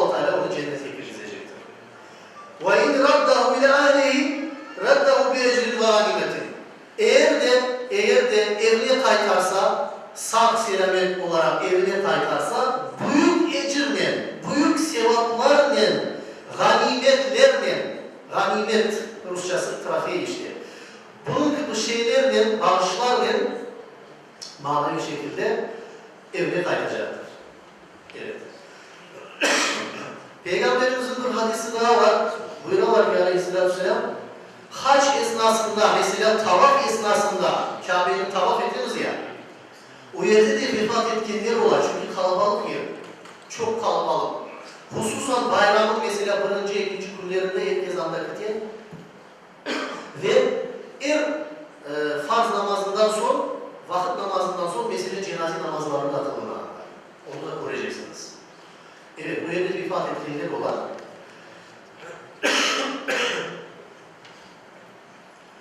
Peygamberimiz aytalar ki, kim tavaf esnasında Kabe'nin böyle aylananı vakitte eğer vefat etse, geçirse, kıyamet günü başlandı. Mesela vakit geçti, kıyamet günü geldi, o adamın, o yerde vefat etken adamın haberi bile olmayacak kıyametin başlananından. Kıyamet, dehşet, kıyımcılık. O sanki daha o Kabe'nin tavaf etken gibi. O yerde vefat etmek, geçirmek o kadar büyük bir faziletli şeydir. Sanki Kabe'nin herkes kıyamette sual cevap ama o sanki daha Kabe'nin tavaf eder. Sanki Kabe'nin daha tavaf eder. O kadar büyük fazileti. Evet, eceli gelmezse, evine kaytarsa günahlardan temizlenerek kaytacaktır. O yerde vefat ederse inşallah karşılığı doğrudan doğru cennet olacaktır. Ama önemli olanı nedir? Mühim olanı nedir? İşte o hacının, o ibadetin kabul olunması. Kabul olunması önemlidir. Çok önemlidir. Ondan sonra şunu da yaxşı bilmek gerekmez. Allah'ın misafirleri olarak bu yerге varacağız. Çünkü anda gelgen herkes Allah'ın misafiridir. Aslında camiye gelgen her kişi Allah'ın kulu, Allah'ın misafiridir. Hususan o yerde, hususan Mekke'de, Kabe'de acılıkta varanlar Allah'ın misafirleridir ve hususi misafirleridir. Ve Peygamberimiz Aleyhisselatü Vesselam aytalar ki El-Huccacu vel-Ummar Resulullah. Haccılar ve umreciler Allah'ın hususi misafirleridir. Ve Allah-u Teala onları davet etti. Allah-u Teala onları çağırdı, davet etti. فَاَجَابُوا Ve onlar da icabet ettiler. Allah-u Teala çağırdı, onlar da tamam dediler, anda vardılar. وَسَالُوا فَاَعْتَاهُ Ve onlar ne isteseler Allah-u Teala onların dualarına icabet edecektir. Allah-u Teala istediklerini verecektir. Bu hadisten de anlaşmak ki aziz cemaat-ı Müslümin, o yerde yapılan dualar kabuldür. Hususan mesela Arafat'ta, Arafe vakfesinde dua etmek, daha çok dua etmek. Çünkü en böyle kıymetli dualarının kabul olunacağı vakit Arafat'tır. Hacının ozu Arafat'tır. El-Haccu Arafat'ın hadisleri buyuran Peygamberimiz Aleyhisselam. Hacının ozu Arafat'tır. Ve onun da belli vakti var. Mesela Arefe günü, bayramdan bir gün evvel, Arefe günü öğle namazının vaktine başlar ve bayram günü sabah namazına kadar devam ediyor. İşte bu vakit içinde azıcık da olsa anda bulunmak gerek. Arefe hududunda, teritoriyasında olmak gerek. Eğer anda adam bu vaktin içinde yetiştirmesin, kımer sebeplerinden belki yetiştirmeyebilir olabilir. Ondan sonra hacılık sayılmaz. Hacılık ibadetini yapabilmek için ondan sonra bir sene daha beklemek gerek. Ona nasip olacak mı, olmayacak mı? Olur olacak mı, olmayacak mı belli değil. Evet. Onun için Arafat'ta da az evvel aytkanların mesela öyle insanlara da şahit olduk. Telefonlardan, telefonlardan çekilir, develerini çekilir, başka yerlerini çekilir. Ya senin vaktin geçer. Dua et. Özüne, bağlıların için, Kur'an'dan için, yakınların için, öyle Müslümanlar için dua et, bol dua et. Ne için mesela anda namazlar birlikte kılınar mesela. Arefe vakfesinde, öğle namazı veya ikindi namazı, öğle namazının vaktinde bir kılınar. Farzları yalnız kılınar. Ondan sonra o yerde daha çok dua etmek için, zikir etmek için vakit olsun dedi. Evet. Onun için dua edeceksiniz. Bol bol dua edeceksiniz. O yerde mutlaka dualar kabul olur. Peygamberimiz çünkü aleyhisselatü vesselam öyle ayetler. Bir de aziz cemaat-ı müslimin, Artur hocamız da ayet geçti. Bütün bu hususlarda dikkatli almak gerek. Bütün bu şeylerden dikkatli almak gerek. Yani boşuna olmasın yapan hacımız. Boşuna olmasın. Böyle bir laf var. İşitken olsanız bazıları hacı olur, bazıları acı olur. Yani bazıları gerçekten hacı olur, bazıları acı olur. Hacılığı kabul olunanlar gerçekten mutludur, hacılar. Ama böyle olmayacak şeylerden uğraşan, öyle mi? Hacı kabul olunmadan insanlar da acı olur. Evet, ayet geçti. Artık hocam da onu boşuna geçmesin. Para masraf etmemiz. Mesela bugün günümüzde en azından misal olarak bir yerden $3.000 ya da $3.500-4.000. Anda varıp gitmek için büyük bir para, balaban bir para, öyle mi? Balaban bir para. Yani boşuna gitmesin, o kadar para masraf edemiz, o kadar yol yürüyemiz, yorulamız, dolduramız o ibadetini yapmak için. Onun için Peygamberimiz de buyuruyorlar ki bakınız, sizin masraf ettiğin paranız, hac için masraf ettiğin paranız. اَنْنَفَقَةُ فِي الْحَجِّ كَنْنَفَقَةِ فِي سَبِيلِ اللّٰهِ بِسَبْعِمِيَةِ دُعُفٍ. Ayet-i Aleyhisselatü Vesselam, sizin değil, hac için, hac ibadeti için masraf ettiğiniz para, Allah yolunda masraf ettiğiniz para gibidir. Onun misali, ecri 700 kat ile karşılığı Allah-u Teala tarafından verilecektir. Kur'an-ı Kerim'de Bakara suresinde böyle bir ayet-i kerime var. وَالَّذِينَ يُنْفِقُونَ أَمْوَالَهُمْ فِي سَبِيلِ اللّٰهِ كَمَثَلِ حَبَّةٍ. Allah-u Teala'nın yolunda mallarını, öyle mi, kazandıklarını masraf etkenlerinin misali كَمَثَلِ حَبَّةٍ, bir buğday tanesi gibi. كَمَثَلِ حَبَّةٍ اَنْبَتَتْ سَبْعَ سَنَابِلَ. Bir buğday tanesi gibi. Ve onun 7 tane başı var. Onun 7 tane başarı var. فِي كُلِّ سُنْبُلَةٍ مِيَةُ حَبَّةٍ. Her bir başın içinde, o başarının içinde 100 tane tohum var. 100 tane buğday var. İşte 7 ve 100, 700 yapar. Allah-u Teala misal getirir. Allah yolunda masraf ettiğin paranın karşılığı, yani misali öyledir. Sanki sen bir masraf ettin, 700 kat ziyadesiyle sana Allah-u Teala karşılığını verecek. Ve ayetin devamında Allahu yudâifu limen yeşâ diyor. Allah-u Teala istediğinde daha da ziyade verir. İşte hacılık ibadeti için masraf ettiğin para da aynı şekilde. Aynı şekilde. O kadar kıymetli. O kadar kıymetli. Aziz cemaat-ı müslümin. Evet. Sayılı cemaat, vaktimiz az gerçekten. Hacın faziletini anlatmakla bitmez. Onun için aziz cemaat-ı müslümin, esas biz bu yerde ibadet niyetine varız. Nefsimizni, özümüzni terbiyelemek için anda varız. Öyle mi? Onun için çok dikkatli olmak gerek.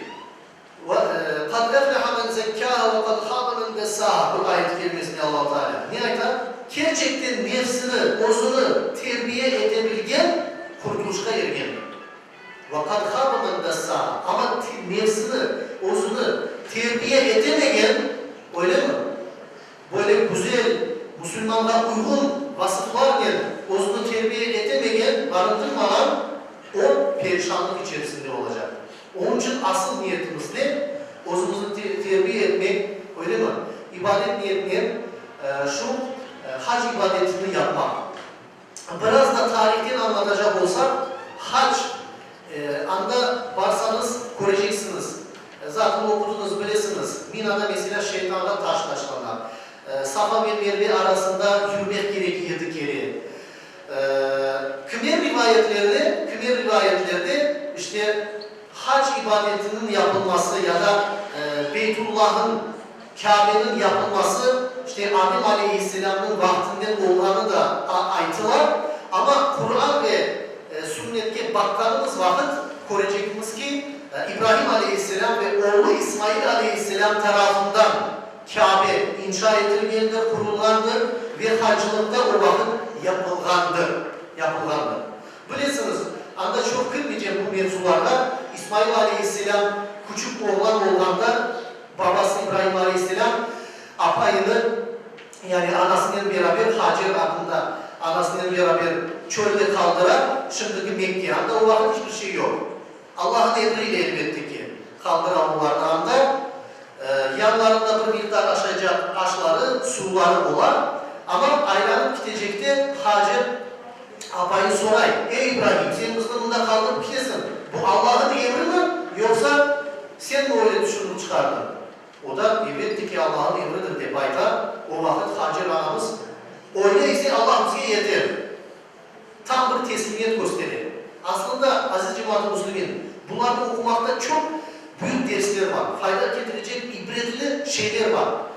Hacer anamızın, İsmail Aleyhisselam mesela büyügenden sonra babası onu kurbanlık olarak kurban çalmadan dağın tepesine alıp gitkendi. Öyle mi? O yerde Mina yerinden geçkenlerinde şeytan çeşit türlü böyle mani olmaya çalışan, onlar bunu yapmasınlar. Yani bu sınavını geçmesinler, Allah-u Teala'ya itaat etmesinler diye şeytan böyle karşı çıkar. Ve İsmail Aleyhisselam o yerde taş atmaya başlıyor. Onun için de hacılar mesela öyle taş atarlar. Hacer adamı Safa ve Merve arasında 7 kere çaptandır su bitkenden sonra. 7 kere aralarında yürüyenden sonra ortadan işte su çıkandır, ona da zemzem suyu diye paytanız. Allah-u Teala'nın emriyle. İşte bunun gibi fiiller, bunun gibi işler onlar tarafından yapılan. Bizler de onları bugün yapamaz. Kıyamete kadar da böyle devam edecektir. Evet. Aziz cemaat-ı Müslümin, Allah-u Teala hepimizin yardımcımız olsun. Gerçekten sağlık, selametlik ile varıp kaytmaya nasip edesin inşallah. Gerçekten bu yönde bakan ki böyle güzel daha çok hadisler, ayetler var ama hepsini ayetkanı gibi anlatmakla bitmez. İnşallah yolculuğumuz da olacak birkaç gün. Ev grubun başında ayetkanan bu hocalar olacak, imamlar olacak. Onlar da kısmet olursa kime şeylerini anlatacaklar. Suallerimiz olur inşallah. Allah-u Teala yardımcımız olsun. Allah-u Teala bir kere daha sağlık selametlikle varıp Kur'an'larımızda erişmek nasip edesin inşallah. Şimdi Kur'an hocamız burada galiba ona sorunu vereyim.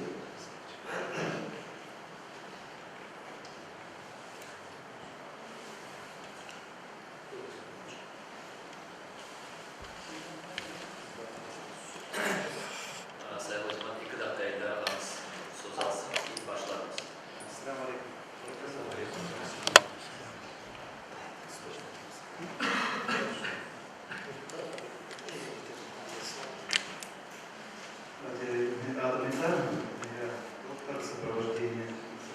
Надо утро, нет, не дотянется. Туда сядь.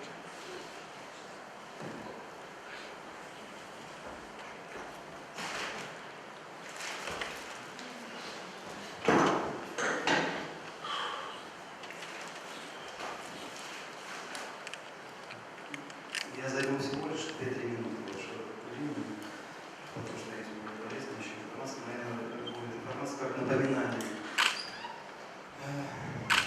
Все мы должны заботиться о своем здоровье, в первую очередь, перед хаджем.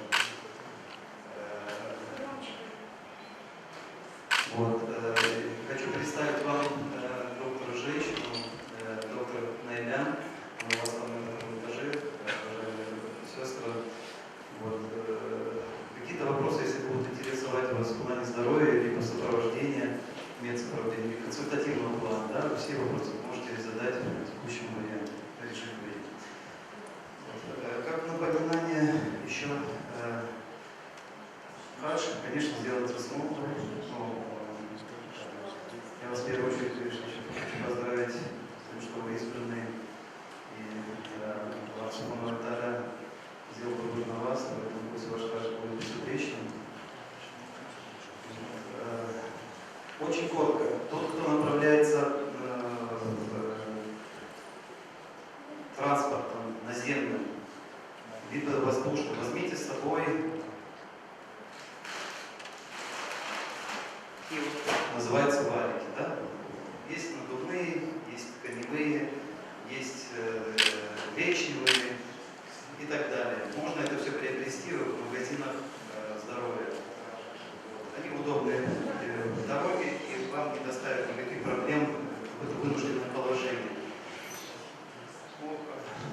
В гостинице будут организованы кабинеты медпункта, вы можете по требованиям обращаться, соответственно, по графику там будет, значит, мужчины будут приниматься в первой, во второй половине дня. Вот. Еще один доктор должен был быть,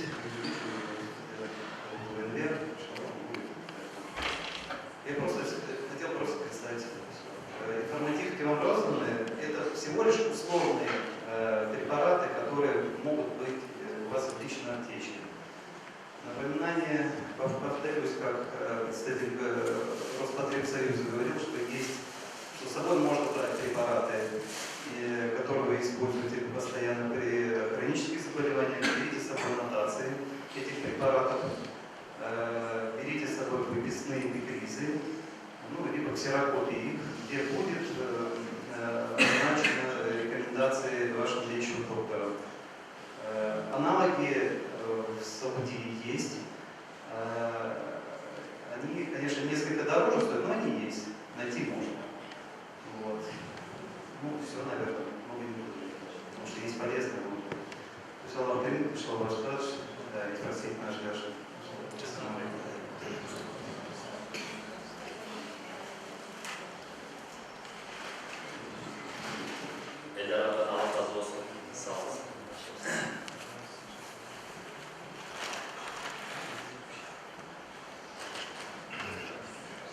أعوذ بالله من الشيطان الرجيم بسم الله الرحمن الرحيم الحمد لله ولي المتقين وقادر أعداء الدين وأطلب الصلاة وأتم التسليم على نبينا محمد صادق الوعد الأمين أما بعد Ассаляму алейкум ва рахматуллахи ва баракатуху, дорогие братья, сестры.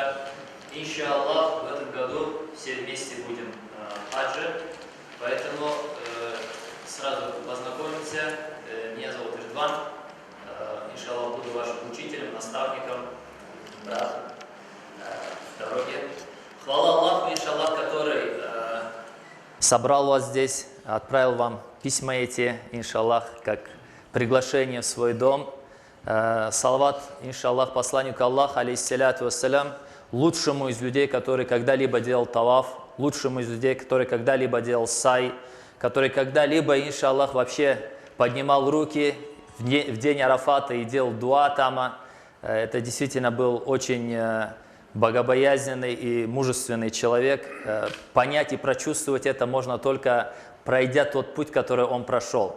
Конечно, также мы его не пройдем, но приблизительно вы прочувствуете это. Вот я на маленьком примере скажу. У нас были братья, здесь брат нет, Сервер Темиркаля, здоровый боксер. Мы с Зухра стояли на дуа на Арафате и хотели, как посланник Аллаха, алейхиссалям, до Магриба это сделать, продержаться. Но никто из нас не смог. 2-3 часа и все падают. Посланник Аллаха, алейхиссалям, до Магриба держался как бы. И ему в этот момент, это его прощальный хадж, прощальная проповедь. 63 года, представьте себе человеку, он это сделал, нам 35-36, мы это не смогли сделать. Поэтому хвала, иншаллах, Аллаху, который именно нам выбрал такого посланника, который нам показал этот путь. Теперь, иншаллах, хочу, чтобы понятно было для всех, начать с самого начала, самого важного, это приготовление, иншаллах. Братья, сестры, не нагружайте свои сумки, пожалуйста. Убедительная просьба. Не берите туда кучу ненужных вещей. 100 одежд, 100 туфлей, я не знаю, и так далее. Берите все самое важное. Желательно, чтобы, иншаллах, что было в вашей сумке. Во-первых, сумка, желательно не выбирайте тяжелые большие сумки, громоздкие. Потому что у вас есть определенный вес. Вес у вас, уже говорили вам, да, 25 килограмм, это 5 литров замзама, и где-то до 7 килограмм это ручная кладь ваша. Это то, что я сейчас говорю, не для тех, кто летит самолетом. Те, кто летят самолетом, пусть знают, что 5 литров замзама внутри 20 килограмм для России. Поняли, да? В вашем перелете с Москвы, Москва не закрывает глаза на 5 литров. Она его считает в общей кладе, поэтому вам придется за каждый килограмм, за каждый литр потом переплачивать. То есть то, что я сейчас сказал, 20 плюс 5, это для тех, кто будет наземным транспортом передвигаться, потому что они в это все кинут после самолета в автобус, и на это никто внимания не обратит, как бы. А те, кто самолетом, учитывайте, что 5 литров замзама вашим должны быть внутри 20 килограмм. Понятно, да? Значит, сумка должна быть не сильно громоздкая, не сильно тяжелая. Желательно, чтобы она у вас была на колесиках. Хорошо? Плюс желательно, чтобы там было, первое, это какие-то ваши преспиранты, допустим, да, подмышки и так далее. Это лезвие, допустим, для бритья. Это ногтерезка для ногтей или там ножнички какие-то. Это желательно, чтобы у вас там была, допустим, какая-нибудь машинка для бритья, допустим, головы. Ну, чтобы не переплачивать. Я все буду говорить вам для того, чтобы вы сильно там не переплачивали. После этого, 10-15 реалов стоит стрижка, учитывайте это. После этого, чтобы в вашей сумке, иншаллах, по мере возможности, была какая-то еда. То есть еда, которую вы там израсходуете, и на обратном пути вот это пустое место вы потом забьете, допустим, какими-то подарками, финиками, водой и так далее, чтобы было практичным для вас.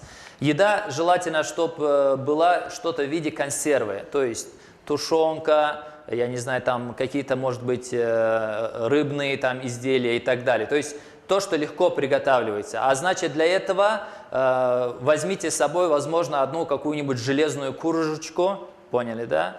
И маленький, возможно, кипятильничек какой-нибудь. Для чего это нужно? Допустим, вы взяли с собой мивину или еще что-то, вы быстренько скипятили воду и запарили себе ее. То есть, значит, что-то такое из быстро приготавливающих, чтобы вы могли использовать. Эльдар Агам вам показал для шеи, его тоже обязательно возьмите. Обязательно возьмите. 2000 километров у вас в Дубае, для тех, кто наземным идет, до Медины. Поэтому вы сильно устанете, и голова будет у вас никакая, ноги у вас будут опухшие. А значит, раз ноги у вас будут опухшие, уже сейчас подберите для себя хорошие, свободные, легкие тапочки. Тапочки, с которыми вы там уже могли бы делать, допустим, и обряды тоже. А это значит, чтобы они были не шитые. Поняли, да? То есть подошва не была пришита к этим ремешкам. Плюс носочек, чтобы не был закрыт, и пятка, чтобы не была закрыта. Поняли, да? Открытые. Но ни в коем случае не сланцы. Сланцы не берите, которые между пальцами заходят. Это вам даст большое неудобство. Из-за того, что вы очень много ходите, будет сильные натирания и так далее. У Эльдара Ага у нас есть разработанные мази для этого, но вы, если за собой будете следить, будет лучше для вас же самих, как бы, чтобы потом не мучиться, не хромать и так далее. Ходить придется действительно немало. Это насчет приготовления. Теперь же, то, что у вас должно быть в сумках. В сумках у вас из одежды, не берите много одежды. Мужчины, 2-3 сменных белья нижних, я имею в виду, да, трусы, майки, не больше. Ну, пусть 3, максимум 4, больше не берите. Одежда не должна быть, вот я сейчас в рубашке стою, это как вам сказать, в дорогу, да, так сказать, чтобы поехать и приехать. А там, чтобы жить, берите что-нибудь вроде афганок. Знаете, такие свободные типа рубашек, такие, они не футболка и не рубашка, свободные. И берите желательно с длинными рукавами, хорошо? Там солнце не такое, как здесь, там солнце сжигающее. И нижнюю тоже штаны, афганку тоже, чтобы она была свободная. То есть, что я хочу сказать, одежда, которую вы возьмете там носить, чтобы была на вас свободная. Для мужчин желательно однотонные белые, хорошо? Для мужчин, еще раз повторяю, однотонная белая. Для женщин, женщины, сестры, убедительная просьба для вас, вот прям сильно убедительная, подчеркиваю несколько раз, Одежду берите тоже однотонную и старайтесь, чтобы она была не яркая, не бросающаяся, не пестрая, не облегающаяся и не прозрачная. Хорошо? Вы будете очень много ходить, еще раз повторяю, будете очень много потеть, попили воду, вышли на улицу, жара, спотели, вы будете полностью мокрые. Я сразу говорю, самые проблемные у нас это Турция и Крым, наверное, ну, тюркские, так скажем, паломники. Почему? Из-за того, что они чуть европеизированно одеваются, и из-за этого возникают проблемы. Вы поймите правильно, то, что Всевышний Аллах, если на что-то указал, то это 100% там есть. Да? Допустим, что Всевышний Аллах сказал? «Ля фусука ва ля джидаля да фил хадж». То есть он сказал, ля, этого нету, там этого не должно быть. А почему? «Ля рофаса», с этого начинается. Аллах начинает именно «ля рофаса», то есть пребывание с женой. Потому что вы целый месяц там будете, а это немало, целый месяц. И ваш взор, ваши глаза, ваш иман должен быть сохранен в течение этого месяца. Поэтому, если сестры будут одеты, скажем, пристойно, нормально, как соответствует женщине, мусульманке, то они этим самым и помогут мужчинам тоже. Хорошо? Поэтому обратите на это внимание. Одежду выбирайте однотонную и не выбирайте пестрые, яркие, обтягивающие, прозрачные вещи. Не берите ни в коем случае. Отдельно, кто одевает, допустим, платок и низ, убедительная просьба, обращайте внимание на то, чтобы у вас не открывались шеи, да, и не торчали волосы. Это самая большая проблема наших мусульманок, женщин при укрытии. На это обращайте внимание. Теперь же, женщины, то же самое. Берите где-то 3, максимум 4 пары такой одежды. Все, больше не берите. То есть не загромождайте свою сумку лишними вещами. Хорошо? Сделали подготовку здесь. Теперь же из денег, кроме того, что вы взяли одежду, мы сказали, да, взяли тапочки для мужчин, взяли там кое-какие принадлежности, вам необходимо будет взять еще деньги. Деньги возьмите не меньше $300, 300, 400, 500 долларов, ну, по мере возможности. Я не говорю, что вы все потратите, но $100 сразу уйдет на курбан, потому что ваш хадж – это хадж таматту. Он в себя включает курбан. Курбан для вас станет фарзом. Всевышний Аллах сказал, а тот, кто не может зарезать курбан, пусть 3 дня постится там и 7 дней по возвращению. Я вам сразу говорю, лучше этого не делайте. Это Аллах сказал для тех, кто не может.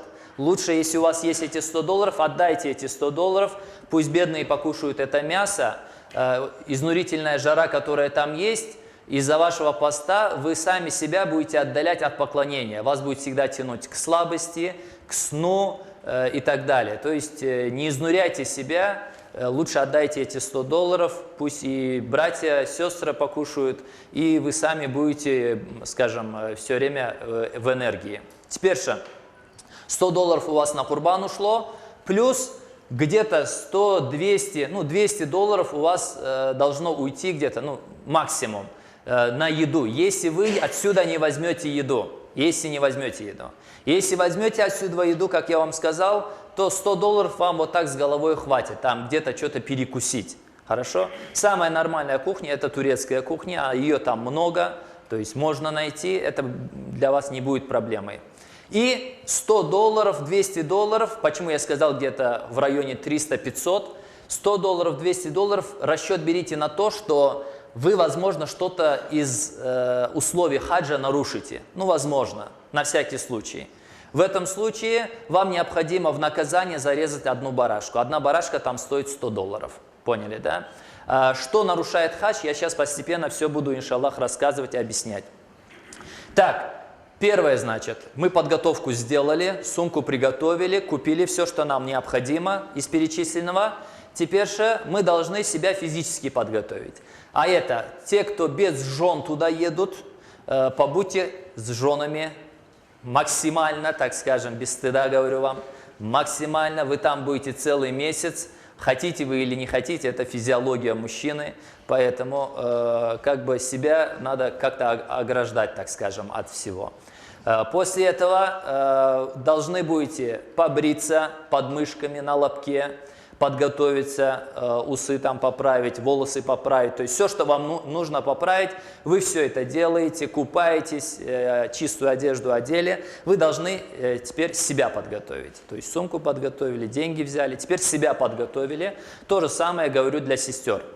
Отдельных комнат там, где вы будете оставаться в отелях, ну, скорее всего, не будет. По практике знаю прошлых годов, его не бывает. Поэтому те, которые с женами едут, убедительная просьба для них, Всевышний Аллах, когда говорит «ля рафаса», да, не быть с женами, туда же входят, как говорят ученые, обниматься, целоваться и так далее. Понятно, да? Тот, кто этим будет заниматься во время ихрама, с него требуется наказание 1 барашка.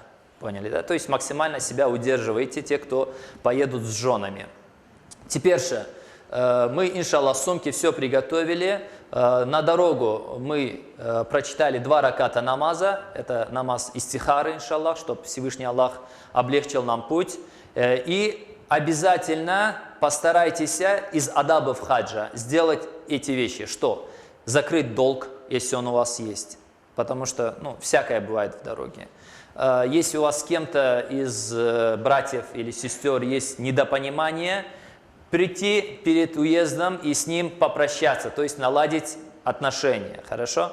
Если у вас есть семья, то обязательно что сделать этой семье? Оставить какую-то энную сумму денег, чтобы в ваш период, пока вас не будет, они могли на что-то жить. И та сумма, которая у вас имеется, в виде завещания ее определить. Поняли, да? Ну, накидать там. Как это сделать? Это несложно сделать.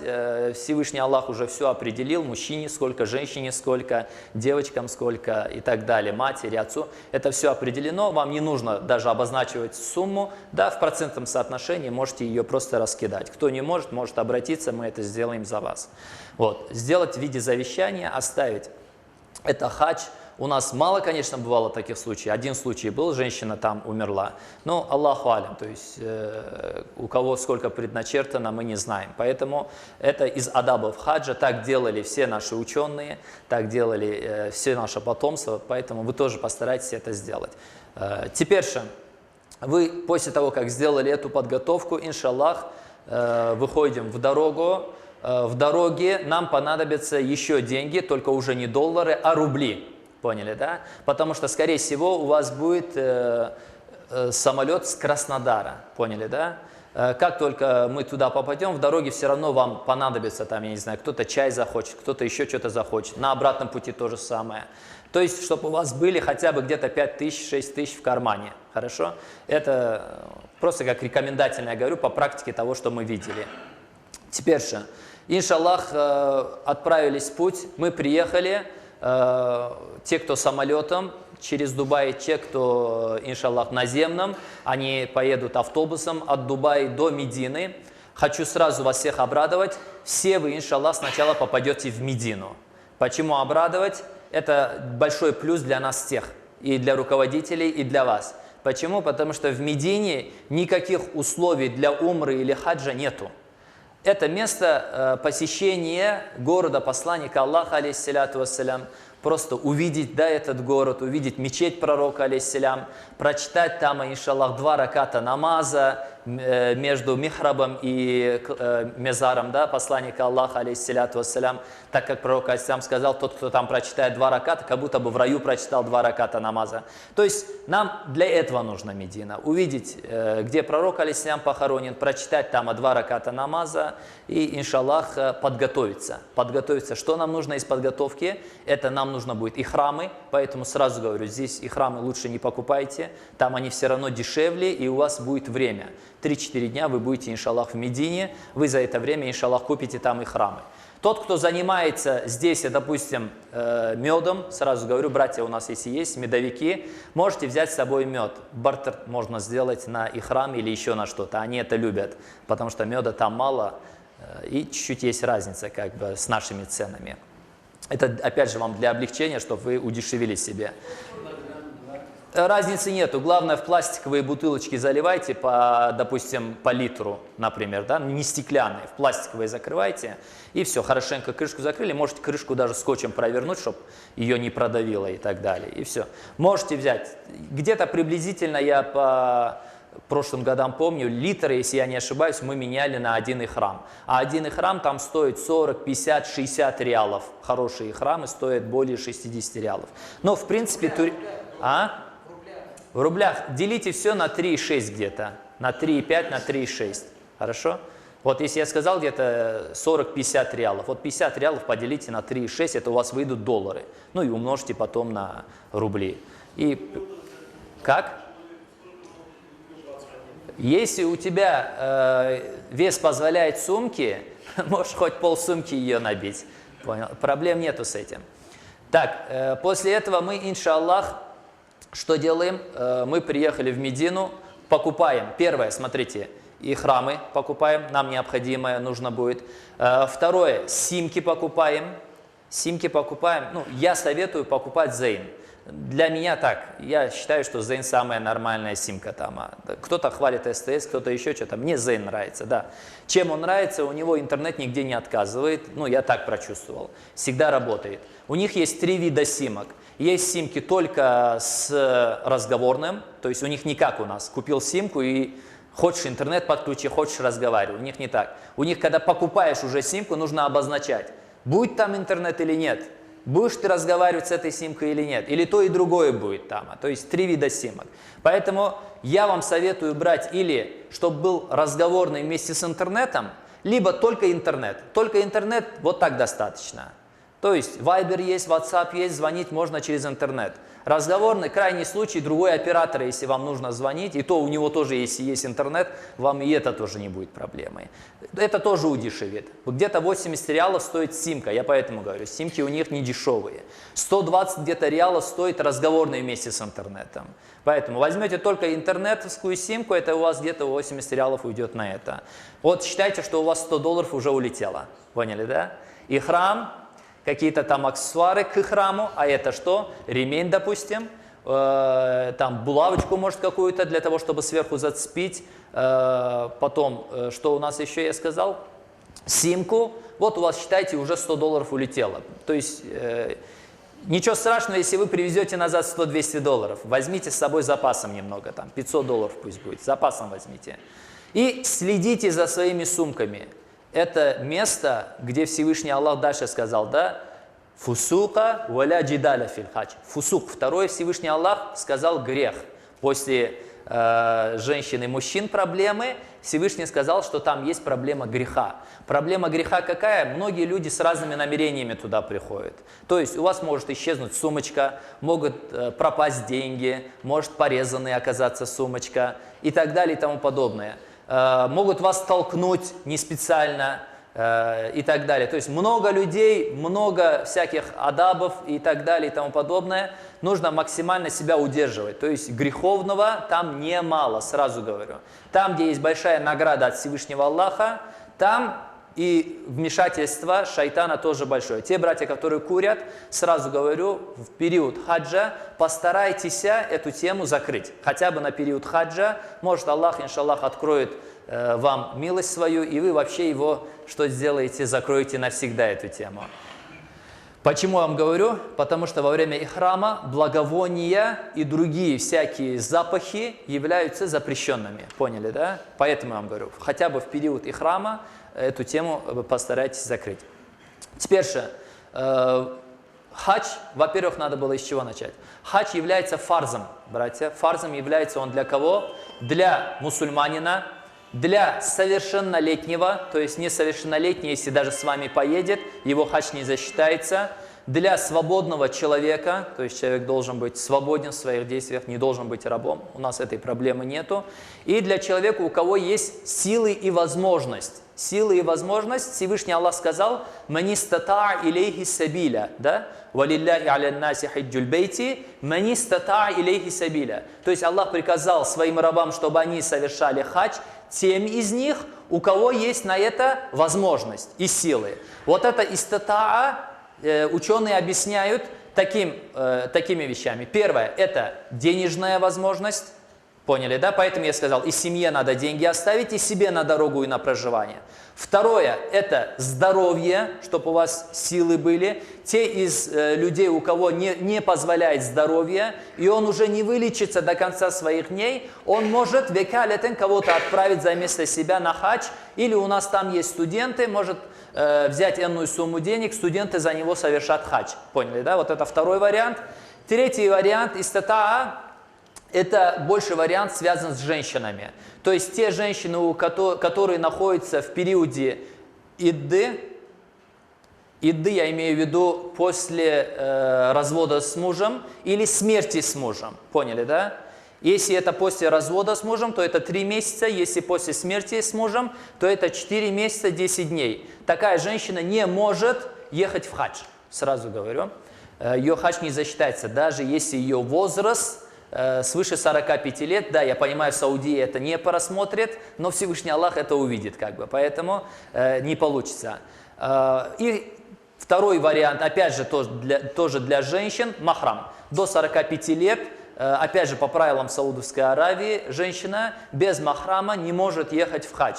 Но еще раз повторюсь, 45 лет – это ограничение, которое поставила Саудовская Аравия. Саудовская Аравия, мы знаем, это не Творец, не Всевышний. Ограничение ставит религия, религия ставит ограничение именно из-за того, что женщина, у которой прекратились месячные, а эту женщину мы называем Айса, то есть она уже не может рожать. Вот Саудовская Аравия для себя, для тех, которых там живут, сделала статистически, что это где-то 45 лет. Но у нас в Крыму чуть-чуть по-другому. У нас в Крыму женщина и в 45, и в 49, может, и в 50, Аллаху алям, родить. Понимаете? Поэтому условием не является то, что Саудия сказала 45 лет. Если девушке уже свыше 45 лет, и она может ехать в хадж, но она сама знает, что она еще не айса, что у нее продолжаются они месячные, то она не может ехать в хадж. Понятно, да? Без махрама. То есть это для того, чтобы ваш хадж принялся, я вам говорю, чтобы вы себя не обманете, Всевышнего тоже не обманете. Теперь же, эту подготовку мы тоже сказали. В Медине у нас будет, иншаллах, я сразу вот это включу, тогда да, мы его включили вообще. Ага, смотрите, это наш самолет быстро так передвинулся. Но он на самом деле приедет в Дубае. Оттуда мы на автобусе до Медины 2000 километров будем ехать. В Медине мы сделаем те подготовки, про которые я уже сказал. А это купим ихрамы, купим сумочки, кому надо, купим симки и так далее. После этого, смотрите, уважаемые братья, я рекомендую, это сейчас сюда перейду, я рекомендую вам всем, чтобы вы в дороге, когда будете ехать к территории, где нужно будет вам входить в ихрам, территории Миката, чтобы она, территория недалеко, сразу как заканчивается Медина, то есть километров 15-20 максимум. Вы выехали, и у вас уже будет территория Миката. На территории Миката есть огромная мечеть. Ваша территория Миката будет Зуль-Хулейфа, откуда заходил посланник Аллаха, алейхиссаляту вассалям. Мы тоже именно эту территорию будем проходить. Я рекомендую уже в отеле побриться, если кто здесь не успел это все сделать, почиститься, искупаться, одеть ихрамы, поняли, да? Но не брать намерение. А на территории уже Миката, что там, 15 километров вы проехали, зато у вас весь багаж, поняли, да, стоит в багажном отделе, и вы на территории Миката не ковыряете его. Это вы должны сумку вытащить, потащить туда в бане. Вот это все, шампунь, мампунь, мыло и так далее, все это достать. То есть это большой дискомфорт и для вас, и для нас, потому что нам желательно, чтобы мы быстрее приехали в Мекку. Понятно? Чтобы мы в дороге сильно не задерживались. 500 километров пути с Медины до Мекки у нас будет. Поэтому я рекомендую по практике прошлых годов, я вам говорю, сделать все это в отеле. Вы в отеле, что, 3-4 человека у вас. По очереди зашли, искупались, подготовились, в сумку все кинули, да, в чемодан, все одежды кинули, и храмы одели просто, не взяли намерение, ничего, потому что на микате возьмете, а в маленькую сумочку, которую вам раздадут отсюда, вы уже поставите что-то такое, что не испортит ваш ихрам, поняли, да? Убрали оттуда салфетки пахучие, поняли, да? Миск оттуда убрали, мисвак можете там оставить, то есть что вам нужно, еда какая-то, что-нибудь такое маленькое, на вот это расстояние 500 км, воду там, вот такие вещи поставили в маленькую сумочку, и все, вы уже зато себя оберегли. Вы сидите, вам что-то надо, вы с маленькой сумочки достали, поели, и комфортно. Даже где-то если остановка, вы с маленькой сумочкой, поняли, да? Вам и передвигаться легче, и все делать легче. Поэтому, как? А вы все равно в Медину приедете. Вы приземлитесь в Рияд, иншаллах, нет, в Джидду, извините, в Джидду приземлитесь, а оттуда вы все равно приедете в Медину на автобусе. Все то же самое, просто вы сделаете 500 километров, а мы 2000. Поняли, да?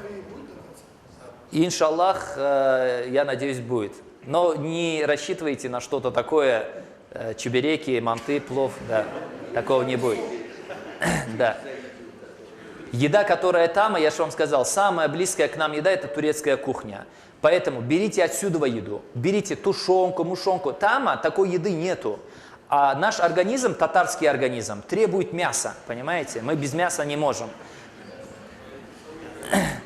Теперь смотрите, у нас есть 3 вида хаджа. Вот вы видите, первое – это ифрат, его можете забыть, его никогда у нас не было и навряд ли будет. Это просто хадж без умры, без ничего, здесь курбан даже не требуется. Наш хадж, вот этот второй, хадж теметту. Посланник Аллаха, алейхиссалату вассалям, сам совершал Коран. Коран отличается от теметту тем, что в Коране с умры человек не выходит из ихрама, поняли, да? В одном ихраме, не выходя из умры, он сразу переходит в хадж. Это сложнее. Но посланник Аллаха, алейхиссалату вассалям, несмотря на 63 года, был намного сильнее нас, поэтому для него было несложно. Он это сделал, а сподвижникам сказал, вы делаете вот это. Поэтому мы делаем это по его совету.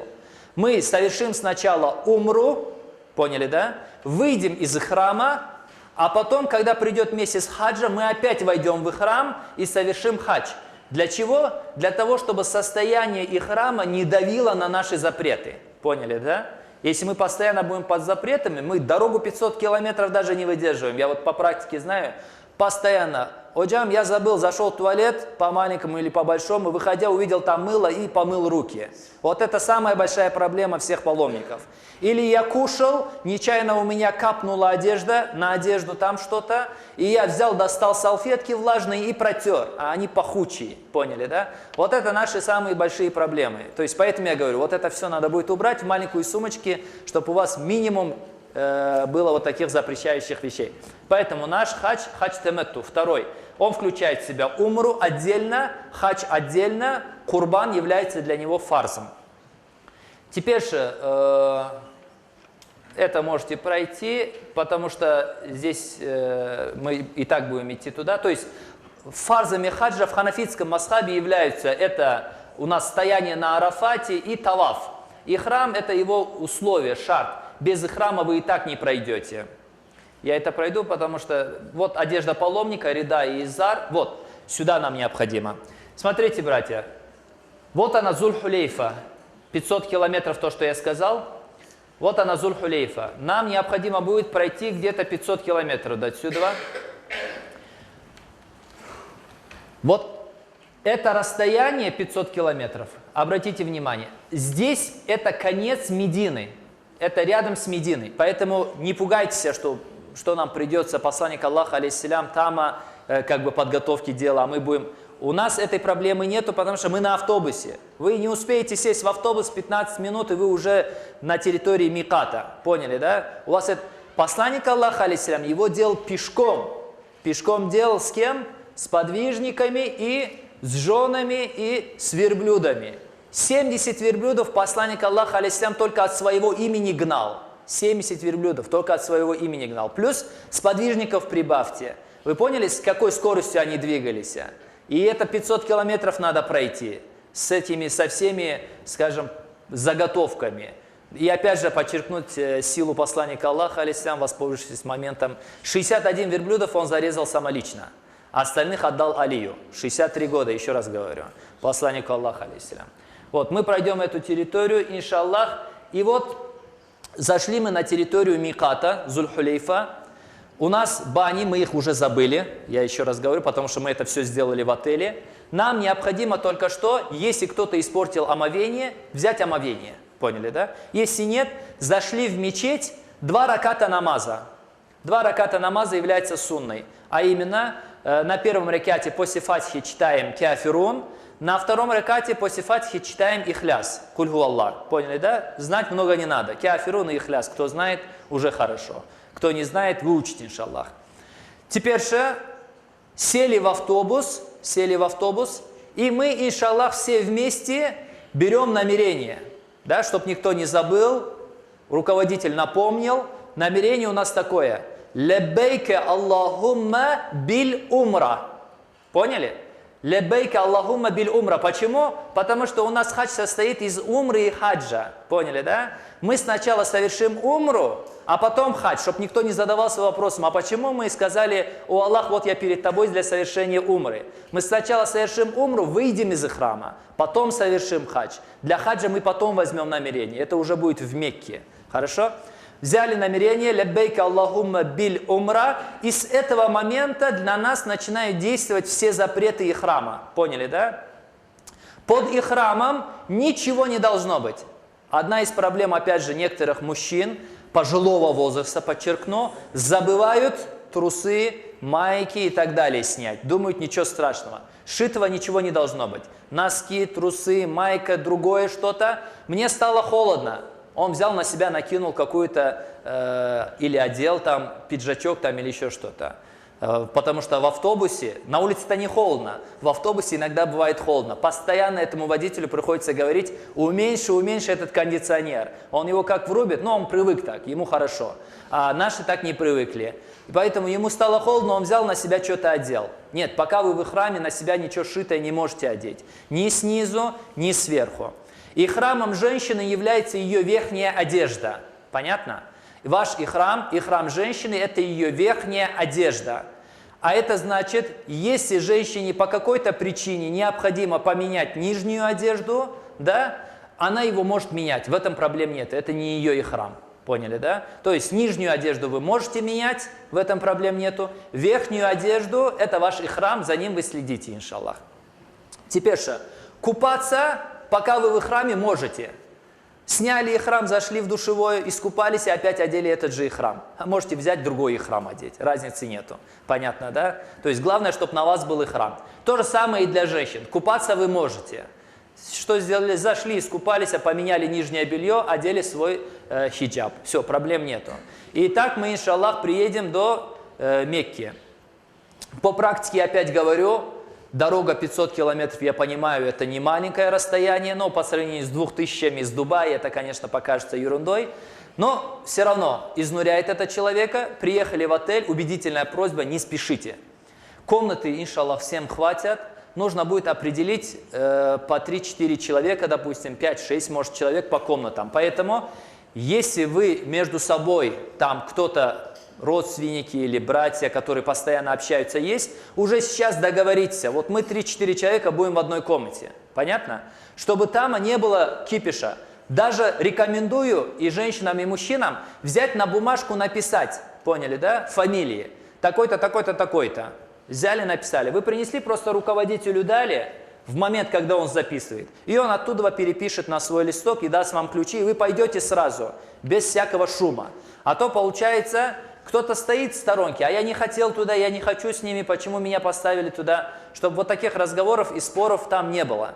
И это что? Последнее, что сказал Всевышний Аллах: «Ля джидаля филь хадж». Поняли, да? Нету споров во время хаджа. Вот споров там очень много. Вот видите, все, что я вам перечислил, из того, что сказал Всевышний Аллах, там будет постепенно происходить. Начнутся споры, первые споры, это будет в дороге сразу. Нам холодно, нет, нам жарко. Мы хотим в туалет, нет, мы хотим писать. Мы хотим то, мы хотим это. То есть максимально старайтесь себя удерживать. Надо что-то, подошли, спокойно сказали руководителю, не крича: руководитель поговорит с шофером, шофер по мере той остановки, на которой можно ему остановиться, он остановится. Вы увидели где-то остановку, и вы думаете, черт, он не остановился. Он не может там остановиться, потому что ему нужно не только заправиться. Ему нужно и место, где вы можете перекусить. Ему нужно и место, где вы сможете омовение взять, намаз прочитать, понимаете? То есть он знает те остановки, которые к этому больше всего подходят. Поэтому чуть-чуть терпения. Вы сказали, он передаст, и все это, иншаллах, сделается, но нужно будет терпение. Это вот важно. Джидаль, то есть с кем-то спорить, ругаться запрещается. Всевышний Аллах наотрез сказал, да, ля джидаля, то есть нет джидаля, нет с кем-то ругательства во время хаджа. Теперь же, мы приехали, в номера вы записались по именам. Мы даем где-то полчаса, максимум час времени. Зависит от того, в какое время мы окажемся в Мекке. Потому что в зависимости от этого руководитель знает, насколько забита сейчас территория харама. Поняли, да? Она может сильно забитой быть. Вот, допустим, приехали на Зухар. Я знаю, что на Зухар вы еще сможете зайти, но на Аср вы уже туда не зайдете. На Магриб вы уже туда не зайдете. После Иша, после яцы намаза вы зайдете.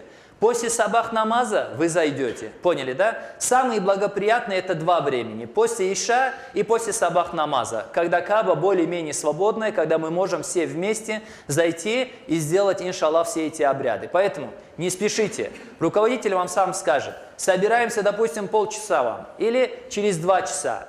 Ну, мы стараемся быстрее это сделать, чтобы вы в состоянии храма долго не находились. Потому что человек сказал ему, через 2 часа мы придем. Он пришел, раз лег на койку и уснул.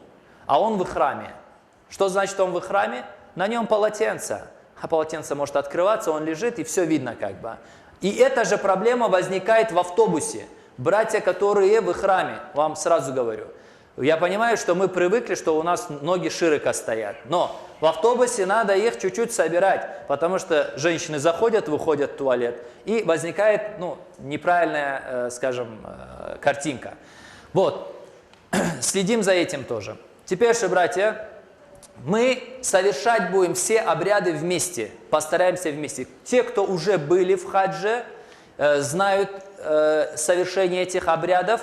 Можете быть помощниками для руководителей, можете сами группой, так сказать, совершить его. То есть сделать так, чтобы максимально мы были свободны в том, чтобы не получилось, что кто-то к вам, скажем, прилепился, а он еще до этого не совершал умру или хадж. И так получилось, что вы его где-то там оставили или потеряли. Поняли, да? Чтобы вот такой проблемы не было. Потом приходится долго искать этого человека, звонить и так далее. Все остальные делаем построение делаем военное для начала. В Медине все просто. В Медине отель прямо вот рядышком от мечети пророка, алейхиссаляту вассалям. Поэтому, там пройтись буквально, я не знаю, 50 шагов, и вы уже в мечети пророка, алейхиссалям. Очень маленькое расстояние. Отель шикарный, еда неплохая, то есть Медина спокойная. То есть вот это вас чуть-чуть расслабит. Мекка, она интенсивная. Мекка, она быстрая. Мекка никого не прощает. Мекка, если кто-то отстал, его забывает, он где-то там остается, теряется и так далее. Поэтому вот после Медины старайтесь не расслабляться, то есть держаться в кучке.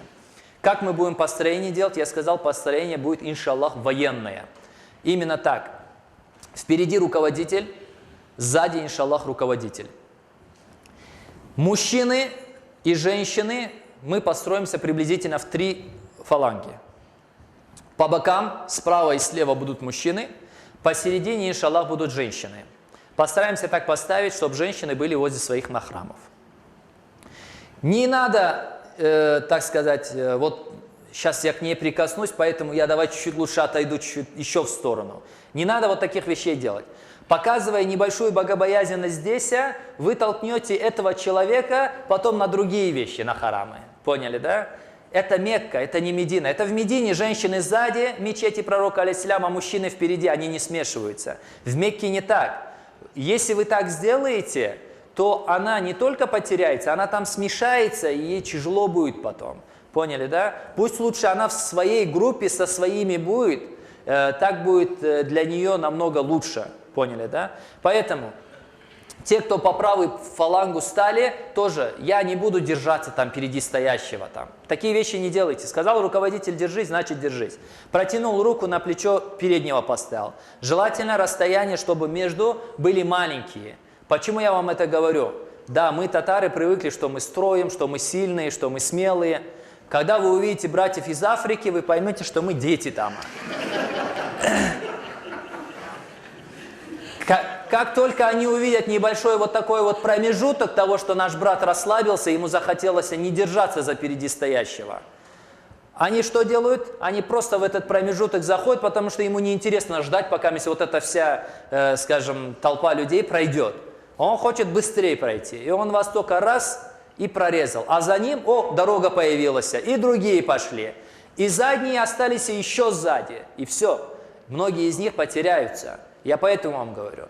Сказал вам руководитель, держаться поближе друг к другу и держаться за плечо. Почему держаться за плечо, я вам говорю, те, кто справа за правой рукой, те, кто слева, с левой рукой. Потому что когда человек видит, как препятствие, шлагбаум, он уже не идет туда, он уже или ждет, пока они пройдут, а он ждет, куда он денется. Либо он просто стоит там или обходит как-то по-другому. Понятно? Это нам необходимо, братья, необходимо на первые дни. 1, максимум 2 дня, 3 дня может быть, пока вы привыкнете. Как только вы привыкнете, вы будете как дома там, и не надо будет никому за кого-то держаться, вы уже сами будете ходить, тавафы делать и так далее. Просто чтобы вы на первый раз увидели своими глазами, что как делается. Как вы это увидите, потом все будет, иншаллах, намного проще. Больше переживаю за сестер, держитесь постоянно возле махрамов. Ориентация у женщин, Всевышний Аллах так сделал, немного слабее, чем у мужчин. Заходим с одной двери, надо направо, женщина идет налево. Почему? Вот так Аллах сотворил их, это не их. Они постоянно путают право-лево не из-за того, что не знают, где оно, а из-за того, что не помнят, как они зашли. Вот, поэтому, женщины, говорю, все время возле махрамов старайтесь держаться. Если вы отойдете от махрама и потеряетесь, вы выйдете не из той двери. А этих дверей там у Кабы, сейчас, чтобы не обмануть, больше 60. Не с той двери вышли, и вы ушли не в ту сторону города. Вокруг везде остановки, и они все на друг друга более-менее похожие. И будете ходить там, крутиться и искать, пока не найдете кого-то похожего на крымского. А это, скорее всего, турок будет, который тоже ничего не знает. Вот. Двери, с которых я рекомендую вам все время заходить и выходить, дверь называется Ас-Сафа. Сейчас, иншаллах, мы туда придем. Это у нас что? Мелькуль Фахт, наверное, главная. Вот эта главная дверь, она вам не нужна. Ага, вот, смотрите. Вот двери Каабы, видите? Вот это двери Каабы. Вот с левой стороны угла находится Хаджруль-Асвад, черный камень. Напротив Хаджруль-Асвада сверху есть светофор зеленый, который указывает, что Хаджруль-Асвад напротив вас. Вот здесь есть дверь, поняли, да? Эта дверь входит на гору Сафа, поняли, да? То есть ходьба Сафы начинается напротив Хаджруль-Асвада. Если даже кто-то потеряется, сразу обратите внимание, где Хаджруль-Асвад, черный камень. Если его не видите, найдите сверху зеленый светофор, под ним зайдите в эту дверь, и вы выйдете на гору Сафа. Пройдите ее сквозь, и там будет дверь, эта дверь и есть Сафа, откуда вам нужно выйти. Поняли, да? Оттуда заходим, оттуда выходим, и вы никогда не потеряетесь, иншаллах. Вышли из горы Сафа или зашли, у вас будет большая резиденция короля, огромное такое здание, стена. Вы вдоль этой стены пошли, иншаллах, под мостом, и с правой стороны у вас будет остановка. Вот это ваша автобусная станция. Теперь с обратной стороны объясню так. Вы, иншаллах, как только приехали, разгрузились, вещи оставили полностью, ничего с собой не берите, все в отеле оставили. Сели мы в автобусы, автобусы будут ходить регулярно от отеля до, иншаллах, Каабы, где-то в промежутках получаса. Приблизительно я вам говорю, это может быть 40 минут, может быть 50 минут, но полчаса раз он должен ходить по практике того, что мы знаем. Вот, мы приехали автобусом, На автобусной станции, вы когда слезете, обратите внимание на нумерацию вашего автобуса, который вас возит. Он один, или запишите его куда-то. На автобусе есть большие цифры, 18, 7, там, я не знаю, 10, 15. Нумерация вашего автобуса. И у автобуса, иншаллах, будет на стекле приклеено ваш, иншаллах, этот вот значок, Авентура, да, вот он, Авентура. Вот этот значок будет приклеен. Вот, вы, иншаллах, обращайте на это внимание. Но в любом случае можете сфотографировать нумерацию автобуса, чтобы оно у вас всегда было. Сфотографируйте также отель, название отеля. Выйдите наружу, вот у вас отель стоит, сфотографируйте его. Если вдруг даже вы потеряетесь, что-то случится такое, вы сядете в такси, покажете фотку таксисту, он вас привезет туда. Понятно, да? Сфоткайте отель тоже. Теперь же, на автобусной станции мы слезли, все вместе построение сделали и пошли. Будем идти потихонечку с автобусной станции, идете влево, будет мост. Прошли под мостом, увидите с левой стороны огромное здание, это будет резиденция короля, где он появляется, там, я не знаю, раз в жизни, может быть, но стоит резиденция. Да, огромная, здоровая стена, вокруг нет больше стен, вы поймете, что это его стена. Не-не-не, это не часы, часы дальше. До часов с левой стороны. Вот их, если пройти, то можно выйти к часам. До часов это с левой стороны.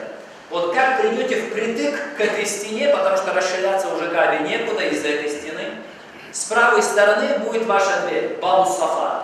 Если вдруг по каким-то причинам она окажется закрытой, а это бывает из-за большого скопления внутри людей, чтобы не была давка, менты закрывают ее. Тогда придется идти дальше вдоль стены, как раз таки на вот эту предыдущую дверь, Бабу Маль-Кальфат, это главная дверь именно от часов, про которую сейчас Искендер Ходжа говорит. Оттуда можно зайти, она всегда открытая. Оттуда как раз, если зайдешь, прям внутрь Кабы спускаешься. Вот, пришли к Кабе, увидели Кабу, подняли руки и делаем дуа. Пророк Алейхиссалату вассалям сказал, дуа, который сделан при виде Кабы, он, иншаллах, принимается. Сделали дуа и, иншаллах, начинаем делать талаф. Талаф делаем, как я уже сказал, начинаем от Хаджаруль Эсвада.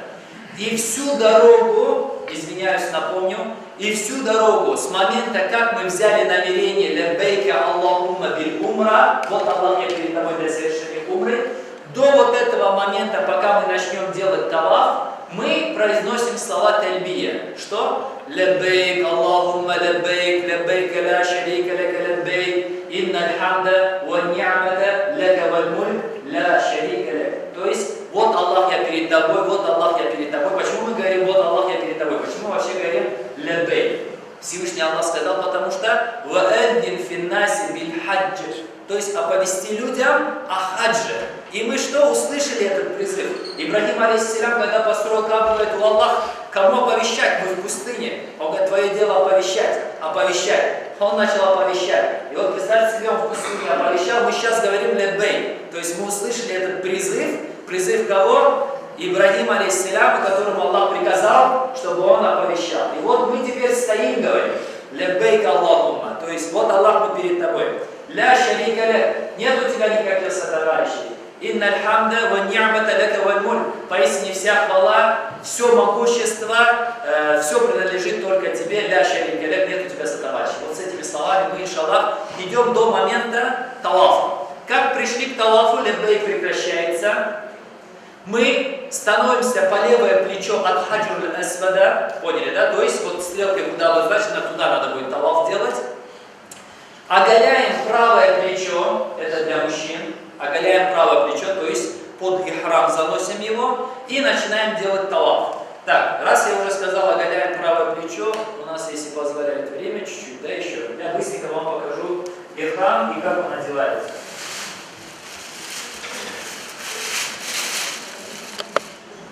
Братья, вот это ихрам турецкий, называется нур. Это не реклама, это то, что вы желательно вам выбрать. Ихрам бывает нескольких видов, бывает очень толстый, бывает очень тоненький, вот это средний. Очень тоненький не берите, он подобен, скажем, шаршафу, который мы стелим, да, на матрасы. Он будет прозрачен, он будет потеть, он будет туда не годится, в общем. Его не берите. Есть очень толстый, он очень дорогой, и он вообще не практичен. Братья думают, возьму дорогой, будет классно, шикарно. Нет, возьмешь вот этот толстый, будешь мучиться. Весь хадж будешь мучиться. Не с мыслями о том, что отдал такие деньги, а с мыслями о том, что тебе в нем будет очень сильно жарко, он становится тяжеленным, вот это даже тяжелый состояние, он вообще весит вдвое, где-то максимум килограмм, максимум. Но когда он мокнет, он весит 5 килограмм, поняли, да? А когда вы много ходите, он кажется, что весит 20 килограмм. Поэтому не берите сильно толстый, средний. Вот средние и качественные храмы, это вот турецкие храмы Нур. Он там продается же? Он там продается в Медине, да. Мы его, иншаллах, толпой купим. Если толпой покупаете, скидка есть.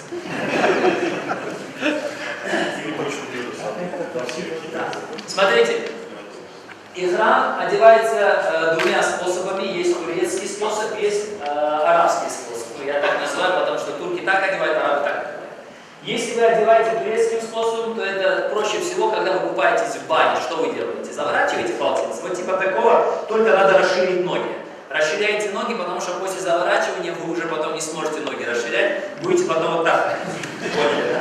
То есть расширили ноги, взяли сюда и начали оборачивать. Обернули, после того, как обернули, взяли ноги вместе и уже их заворачиваете для того, чтобы его укрепить. Вот, это турецкий способ ихрама. Чем он хорош? Он не открывается, даже в автобусе, как я говорю, некоторых мужчин проблема есть. Вот он не открывается. Есть эта радость как бы, и держится он хорошо, но есть одна проблема. Ваш, скажем, ход, он немного блокирует. Из-за того, что постоянно джидаль идет в хаджи, вот это столкновение, ругань и так далее, кто-то вас ударил, видите, хода нету. Вы сразу падаете, то есть заторможение идет какое-то. Поэтому это хороший вид, но он опасен тем, что вы можете упасть. Еще раз подчеркиваю, пока вы в храме, к хаджу лесведу не приближаться, категорически запрещается. Понятно? Мы видели очень много случаев из-за того, что человек в храме пошел туда, женщинам вообще туда подходить нельзя. Сразу говорю. Давка такая там сильная. Женщины остаются и без платков, и полностью обтисанные. Мужчины остаются без храмов, стоят там голые. Это что такое? Это вы в хадж приехали или что? Пока вы в храме, не приближайтесь к хаджу лесведу. Все думают, делаю сунну, пойду поцелую хаджу лесведу. Его пока поцелуешь, 2 часа там простоишь, и еще кучу грехов заработаешь. 100 тысяч раз награда, пророк сам сказал, больше, чем в любом другом месте. А то, что 100 тысяч раз наказание, никто не говорит, что грехов тоже 100 тысяч раз. Даже ночью нельзя приблизиться. А? Даже ночью нельзя приблизиться. Нет, можно приблизиться, но пока вы в храме этого не делаете. Когда выйдете из храма, оденете вот такую простую одежду, потом попытайтесь, и то, если увидите, что давка сильная, не идите. Из-за маленького, скажем, саваба сунны не надо зарабатывать большой грех. Умар радиаллаху анху сдалека приветствовал и сказал, если бы ты, пророк, если тебя не целовал, то мы бы тебя тоже не целовали, ты простой камень, сказал. Второй вид завязывания храма, это, мы как говорим, арабский вид. Вот у вас полотенце опять, на середину его принесли, повернули его чуть-чуть в бок. Вот так, чуть-чуть в бок повернули. Здесь вот эти два места зацепили, назад и опять назад. И опять завернули. Если купите там из аксессуаров, как я уже говорил, ремень, можете, иншаллах, зацепить еще сверху ремнем. Честно вам скажу, уже 4-5 лет ездию в хадж, еще ни разу не пользовался этим ремнем и ни разу не падал. Главное правильно завязать. Но вам рекомендую взять ремень, чтобы у вас что-то там было. Чем хорош и, может быть, есть проблема этого вида завязывания? Хорош он тем, что вы никогда не упадете. У него вот это место позволяет ему постоянно открываться. Поняли, да? Вот этим он хорош. Но плохо немного тем, что когда вы сидите в автобусе, ну и вообще, когда ходите, может все равно чуть-чуть расслабляется, и вот эти места начинают, видите, чуть-чуть открываться. И братья наши, особенно пожилые, когда сидят потом в автобусе, ноги расширенные, поняли, да? Вот это место, еще же, это я просто стою, а это, представьте себе, человек сидит, и вот это место у него полностью все там видно как-то. Вот на это обращать надо внимание. Поняли, да? Это что касается низа. Что касается верха, он и там одинаковый практически. Для него тоже есть булавка, в принципе, для зацепления. Булавка, я сейчас покажу. Вот этот угол, этот конец, засовываете, значит, сюда. Да. Этот угол, правый угол, вот, руку подняли через него, сюда, и засовываете сюда. Все. Вот он ваш ихрам. Верхний. Поняли, да? В принципе, все так делают. Но, если вы не хотите так делать, вы можете вот так сделать. Этот угол, как я уже показал, завязали сюда. А этот угол можете просто накинуть наверх. И вот сюда из аксессуаров есть что? Булавки специальные. Можете зацепить булавку. И все. Будете ходить таким образом. Поняли, да? Аксессуары разрешены. Именно часы, кольцо, может быть, если у кого-то есть ремень, ремень, если есть булавка вот эта, то булавка. Зонтик тоже является аксессуаром, но только в том случае, если вы его держите. Если как тахиешка, есть такие зонтики, чтобы голову типа не пекло, он запрещается. Одевать тахие тоже запрещается. Тот, кто это сделает, потом будет в наказании барашку резать. Все, понятно, да? Это...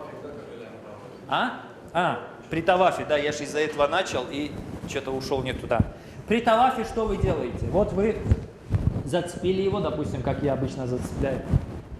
Вы его зацепили, ничего сложного нету. Просто отсюда вы руку просовываете, вот и все. Поняли, да? И пошли.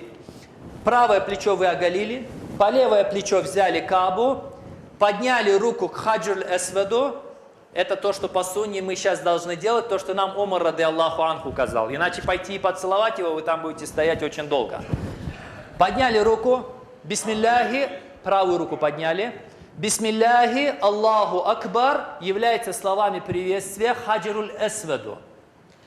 Но приветствием самой Кабы это является талаф. Талаф, который мы будем совершать, это талафуль-кудум. То есть талаф приветствия. Поняли, да? Приветствием двух мусульман является слова «Ассаляму алейкум». Приветствием мечети является 2 раката намаза. Приветствием Кабы является талаф. Есть разные виды приветствия. Вот. Первые 3 круга желательно делать чуть-чуть ускоряясь. Но из-за того, что очень много людей, ускоряться не получится. Все наше ускорение будет, это вот то, что вы стоите в строю, вот то, что вы на одном месте топчетесь. Вот это и будет ваше ускорение. Это 3 круга приблизительно у вас так пройдет. После этого вы уже спокойно будете передвигаться. Так, надо ускоряться мне, да, по времени? Я это сниму, чтобы не мешало. Под него ничего нельзя.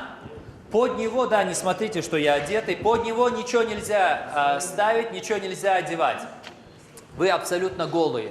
Абсолютно голый, потому что это ваш кафан, потому что вы готовитесь к махшеру, готовитесь к арафату, что вы будете там стоять и так далее. Поняли, да? Это ваша подготовка. Вы духовно должны себя подготовить, что нет среди вас богатых, нет среди вас бедных, нет среди вас сильных, нет среди вас слабых, что вы все одинаковые, в одном кафане, все умрете, и вот вы идете к махшеру для того, чтобы дать отчет того, что вы сделали в этом мире. Поняли, да? Вот это ихрам, ваш ихрам, который вы одели на себя.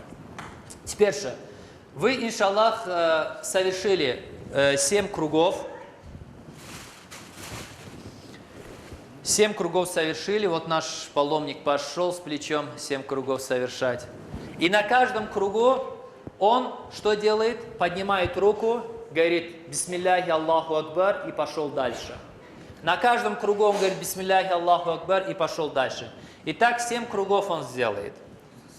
Да. После... я еще что не сказал. Перед Хаджруль-Асвадом вот этим и предыдущим углом Каабы, вот это расстояние, сунна является посланника Аллаха, алейхиссаляту вассалям, читать дуа Раббана. Вы все знаете, да? Раббана атина фид дунья хасана, ва фил ахрати хасана, ва кина адабан нар. То есть, о Аллах, дай нам благо в этом мире, в том мире, убереги нас от огня ада. Раббана фирли вали валидейя, о Аллах, прости мне и моим родителям, валиль муминина яума якумуль хисаб, и всем верующим в день суда. делаем этот дуа, значит, между вот этими местами. Как только мы к хаджу асваду подошли, опять подняли руку, бисмилляхи Аллаху Акбар, и пошли дальше. Вот, коротко говоря, места. Йеменский угол, от него до хаджу асвада, черного камня, мы дальше делаем дуа Раббана. Дуа, которые принимаются висеть вот здесь на подножии, скажем, дверей. Я понимаю, что это хорошо, что падают грехи и так далее, но можно заработать много грехов, если туда рваться. Вот это хиджра Исмаиль, это место тоже входит в Кабу. Если получится потом, не в храме, а в простой одежде, можете потом вот с задней стороны зайти сюда и 2 раката намаза прочитать, получится, как будто вы внутри Кабы намаз прочитали. Вообще, Ибрагим, алейхиссалям, когда строил Кабу, Каба была вот такая, поняли, да? Это то, что сейчас вот такое он, не смотрите, и то, что дверь наверху, тоже не смотрите. Во время Ибрагима, алейхиссаляма, он был ниже, и была еще одна дверь с задней стороны. И Каба была больше. И во время джахилии, когда из-за сильных дождей Каба несколько раз рушилась, вы вспомните из истории пророка, алейхиссалату вассалям, они ее строили и между собой спорили, кто поставит хаджуль асвад. Да, и появился пророк, алейхиссалам. Они сказали: о, этот человек, хороший человек, этого мы знаем, пусть он рассудит. И пророк, алейхиссалам, сказал: все, я вас рассужу, вот джубба, ставьте сюда хаджуль асвад. Они поставили хаджуль асвад, и он сказал: берите с каждой с углов, и каждое племя взяло по углу, подняли его, а пророк, алейхиссалам, взял своими руками и поставил его на место. И они все поняли, что так значит правильно. В общем, Каба несколько раз рушилась, и Каба вот такая была, маленькая была. Дверь такая высокая, в Сахихуль Муслиме, как сказал посланник Аллаха, алейхиссалату вассалям, Аише, говорит, это было сделано при джахилии специально, чтобы бедные люди не могли туда заходить. Только богатые заходили. Они на носилках приносили богатых, вот так. И вот он с этого места сразу и заходил туда в Кабу. А бедные не могли. Бедные поклонялись богам, которые внизу. А богатые поклонялись тем, которые там наверху внутри. Вот. Но после смерти посланника Аллаха, алейхиссалату вассалям, Абдуллах бин Зубайр, это сын Эсмы. Эсма кто?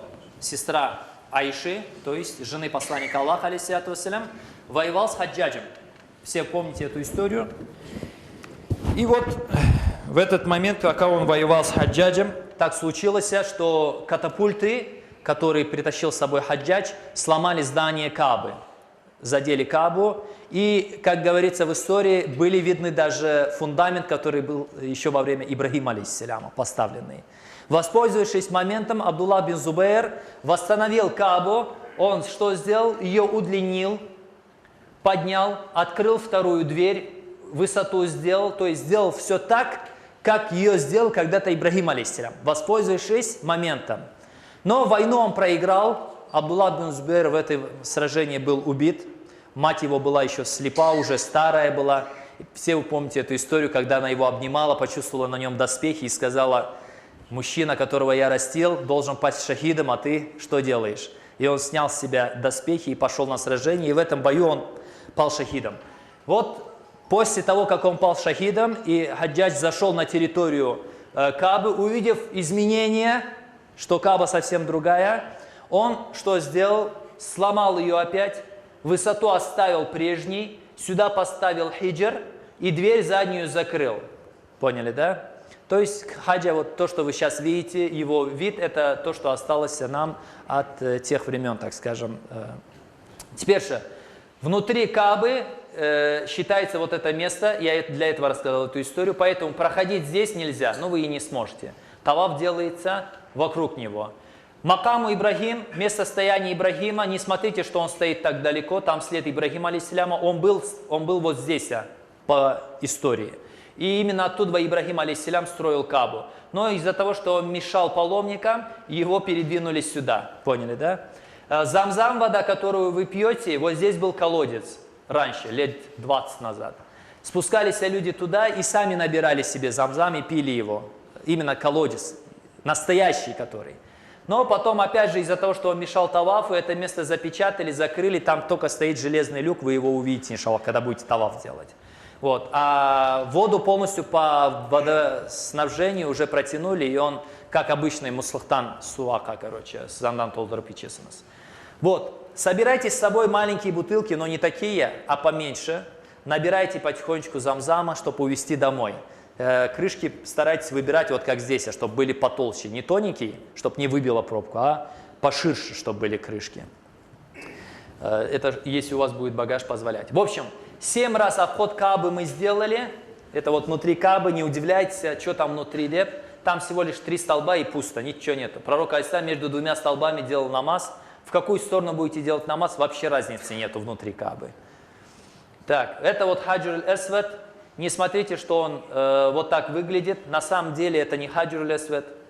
На самом деле от Хаджр аль-Асвада остались вот эти маленькие точечки. Все это остальное смола, которые его закрыли. Опять же, во время сражения Хаджр аль-Асвад потерялся, его украли, разломали, нашли этих браконьеров, поймали, наказали, кусочки собрали и сделали вот так. То есть то, что было во время, скажем, Адама алейхиссаляма, как сказал пророк алейхиссалям, он был белый, был цельный камень. Сейчас вот это приблизительно такой вид у него. Поэтому я вам не просто так это говорю, чтобы вы не липли туда. То есть не все так, как нужно как бы.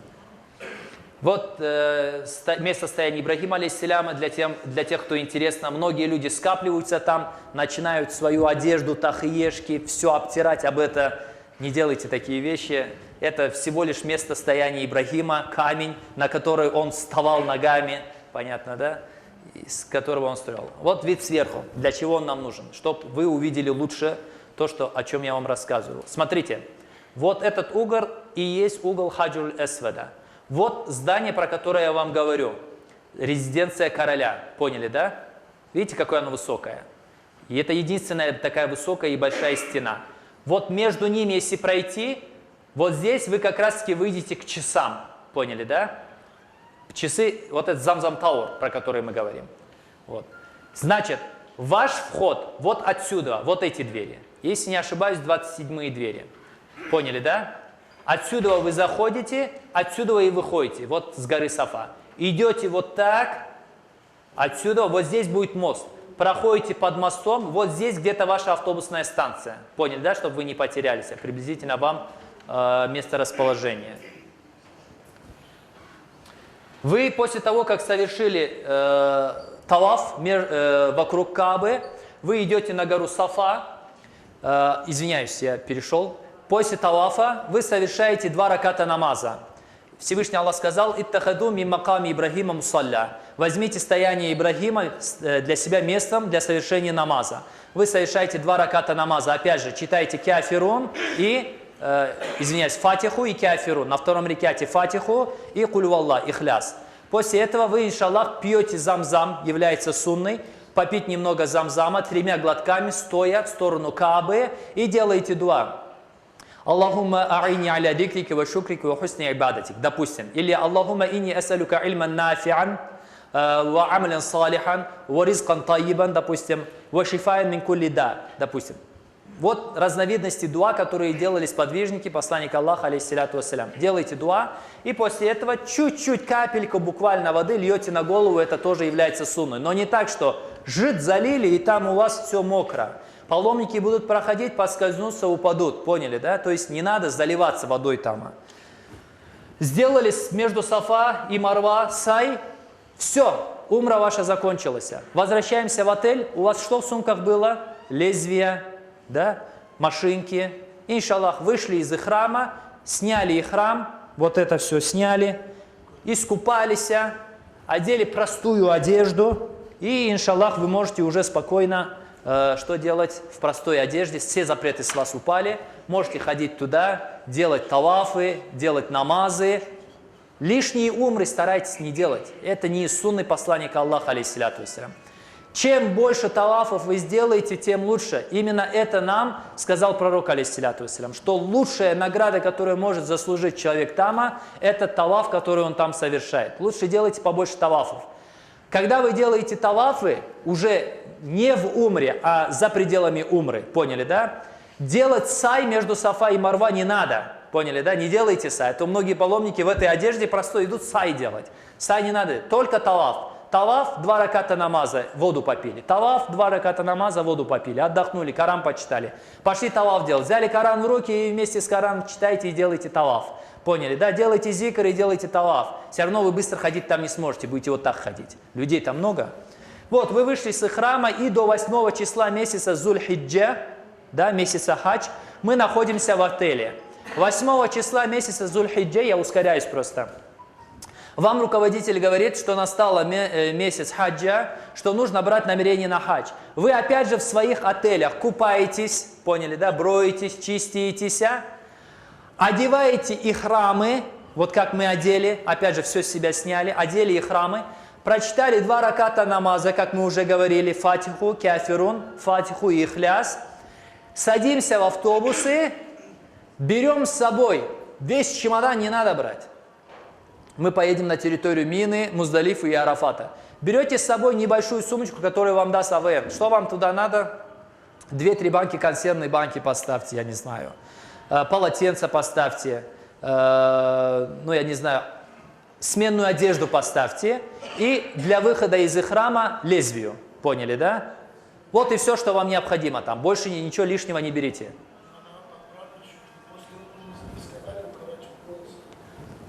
Выход из храма, я же сказал, вернетесь в отель, я сказал, и там в отеле, чтобы не переплачивать, я имел в виду. Там рядом, вот здесь, как только вы выйдете, вот здесь будет мост, за мостом, вот здесь есть пятачок, там стригут, но за стрижку они берут 10-15 реалов, я поэтому сказал.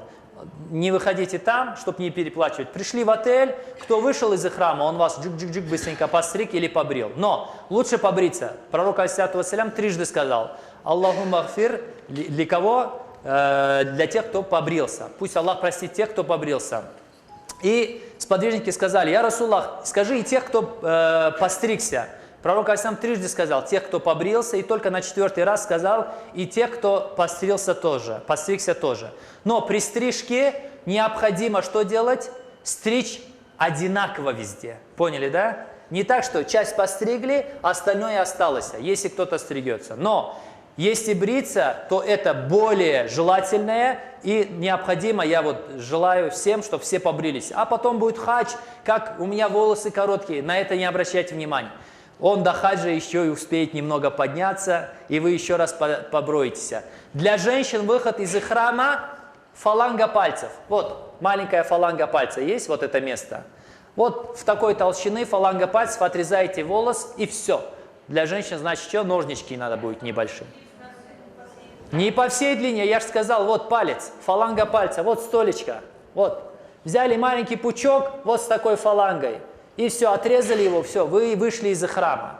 Но делайте это все в отеле, не делайте это на горе Марва, а то многие там делают. То есть сай как делается? Из Сафы в Марва, раз, с Марвы в Сафа, 2. И вот так, 3, 4, 5, 6, 7. То есть в Марва заканчивается. И там некоторые, чтобы быстро выйти из храма, достают ножнички, особенно наши женщины, им же легче. Раз, достали прядь волос и отрезали. А это территория Каабы. И у вас волосы начинают там где-то валяться. Вы как бы не старались, а все равно волосом 2, там, 5 у вас упадет, у другого 5, 10, и там мусорка становится. То есть такие вещи не делайте. 8 числа месяца Зуль-Хиджа, вот я уже туда перешел, мы сели в автобусы и, иншаллах, направляемся на территорию Мины. Взяли с собой, как я сказал, сменную одежду, взяли с собой, иншаллах, чуть из еды что-то, побриться, и все. Этого будет достаточно, иншаллах. Сели в автобус и берем намерение. Уже какое? Лаббейка Аллахумма биль хадж. Вот, о Аллах, я перед тобой для хаджа. Азан. Уважаемые братья, быстренько постараюсь закончить. Смотрите, 9 числа, иншаллах, месяца Зуль-Хиджа, это день стояния на Арафате, правильно? А это значит, что мы 8 числа выйдем из отеля, возьмем намерение, как я уже сказал, подготовимся и приедем на территорию Мины. Территория Мины – это у нас, как вы видите, территория палаточного городка. Огромная территория. Поэтому желательно, чтобы у вас были телефоны, смартфоны, поняли, да? Для того, чтобы у вас в интернете вы могли свое место пребывания, точку вот эту определить, поняли, да, на карте. Сделали точку. Если вдруг даже что-то случится, чтобы вы по навигации могли туда прийти. На всякий случай я это вам говорю. И еще одно, Powerbank, как он, вот этот зарядочный есть, его тоже возьмите. Почему? Потому что на территории Мины проблема с зарядкой. То есть 1-2 розетки на 5 я не знаю, 10, 20 человек, бывает еще больше, 50 человек. То есть проблема с зарядкой бывает, и телефон как бы зарядить потом, вот такая вот куча. Поэтому, иншаллах, возьмите вот этот зарядочный аппарат тоже. На территории мины мы, иншаллах, разгрузились, все вещи, все оставили. И ждем, там отдыхаем, совершаем намазы. И на следующий день утром, 9 числа, мы трогаемся на территорию Арафата, вот сюда. Приехали, иншаллах, на территорию Арафата. И получается, это у нас предпраздничный день. Мы стоим на Арафате с Зухра до Магриба, мы будем там пребывать. Во время Зухра мы прочитаем Зухр и Аср вместе, сокращая и совмещая. Азан, Камат, Зухр, Камат, Аср.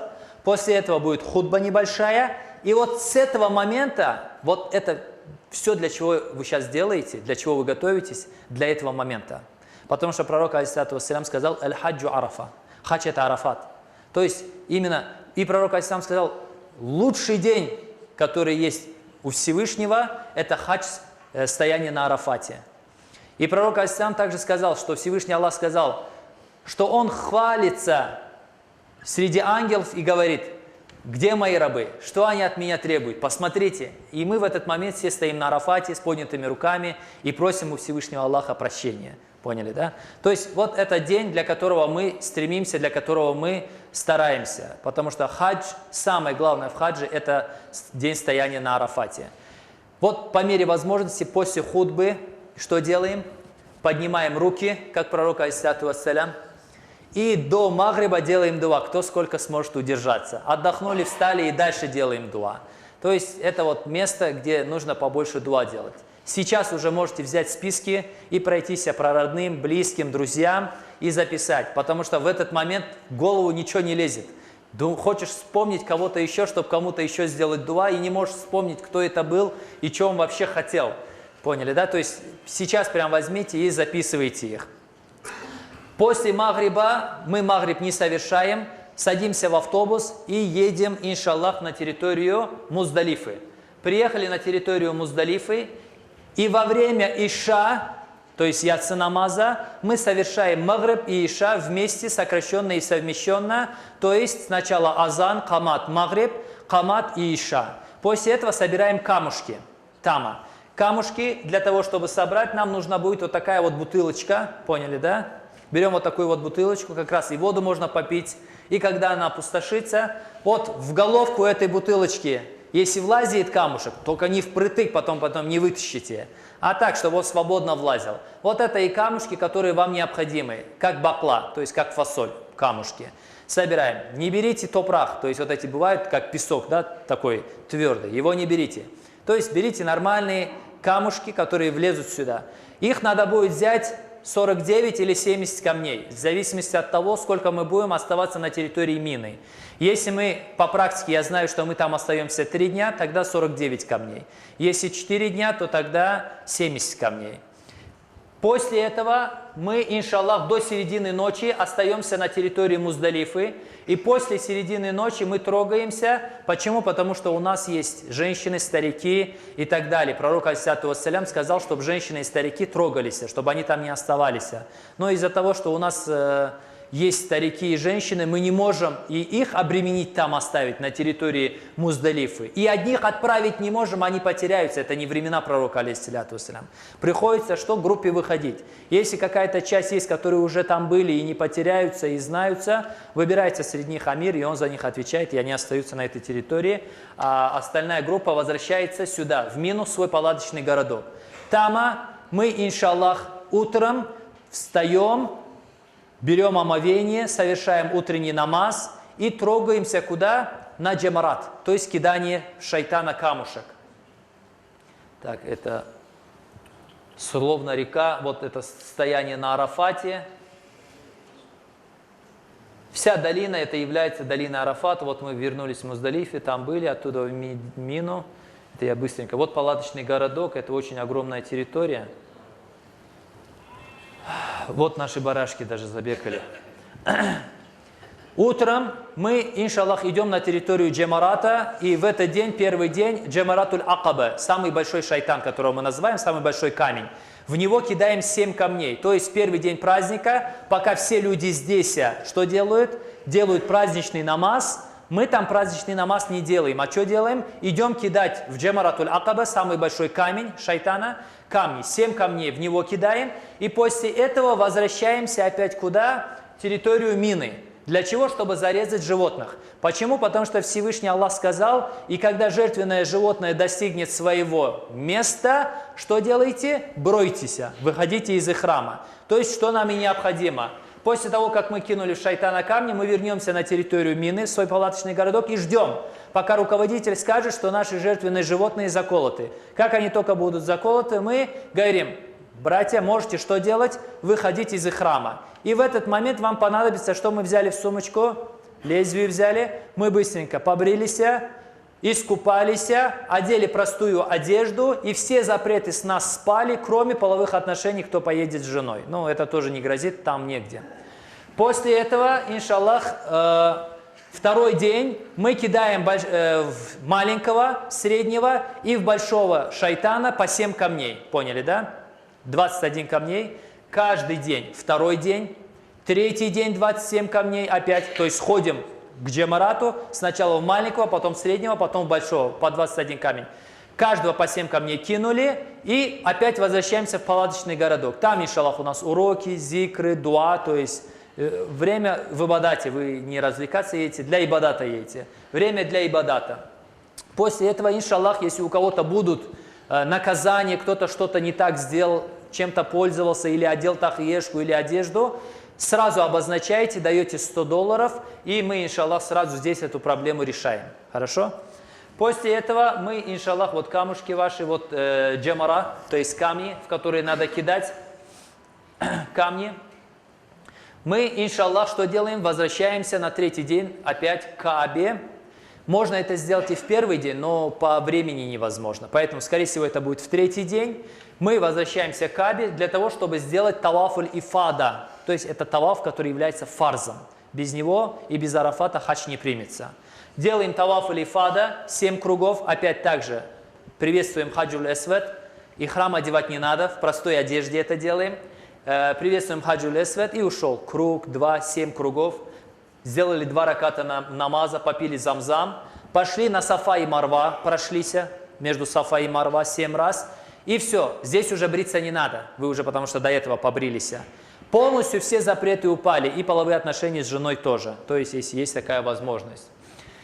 После этого вы, иншаллах, скупляетесь, если кто-то хочет что-то там купить, или еще что-то, финики там, или набрать замзама, готовьтесь. Почему? Потому что перед отъездом вам нужно будет сделать прощальный таваф. Хорошо? После прощального тавафа уже вот это все вам будет запрещено, то есть скупляться и так далее. В прощальном тавафе сая нету, то есть только таваф.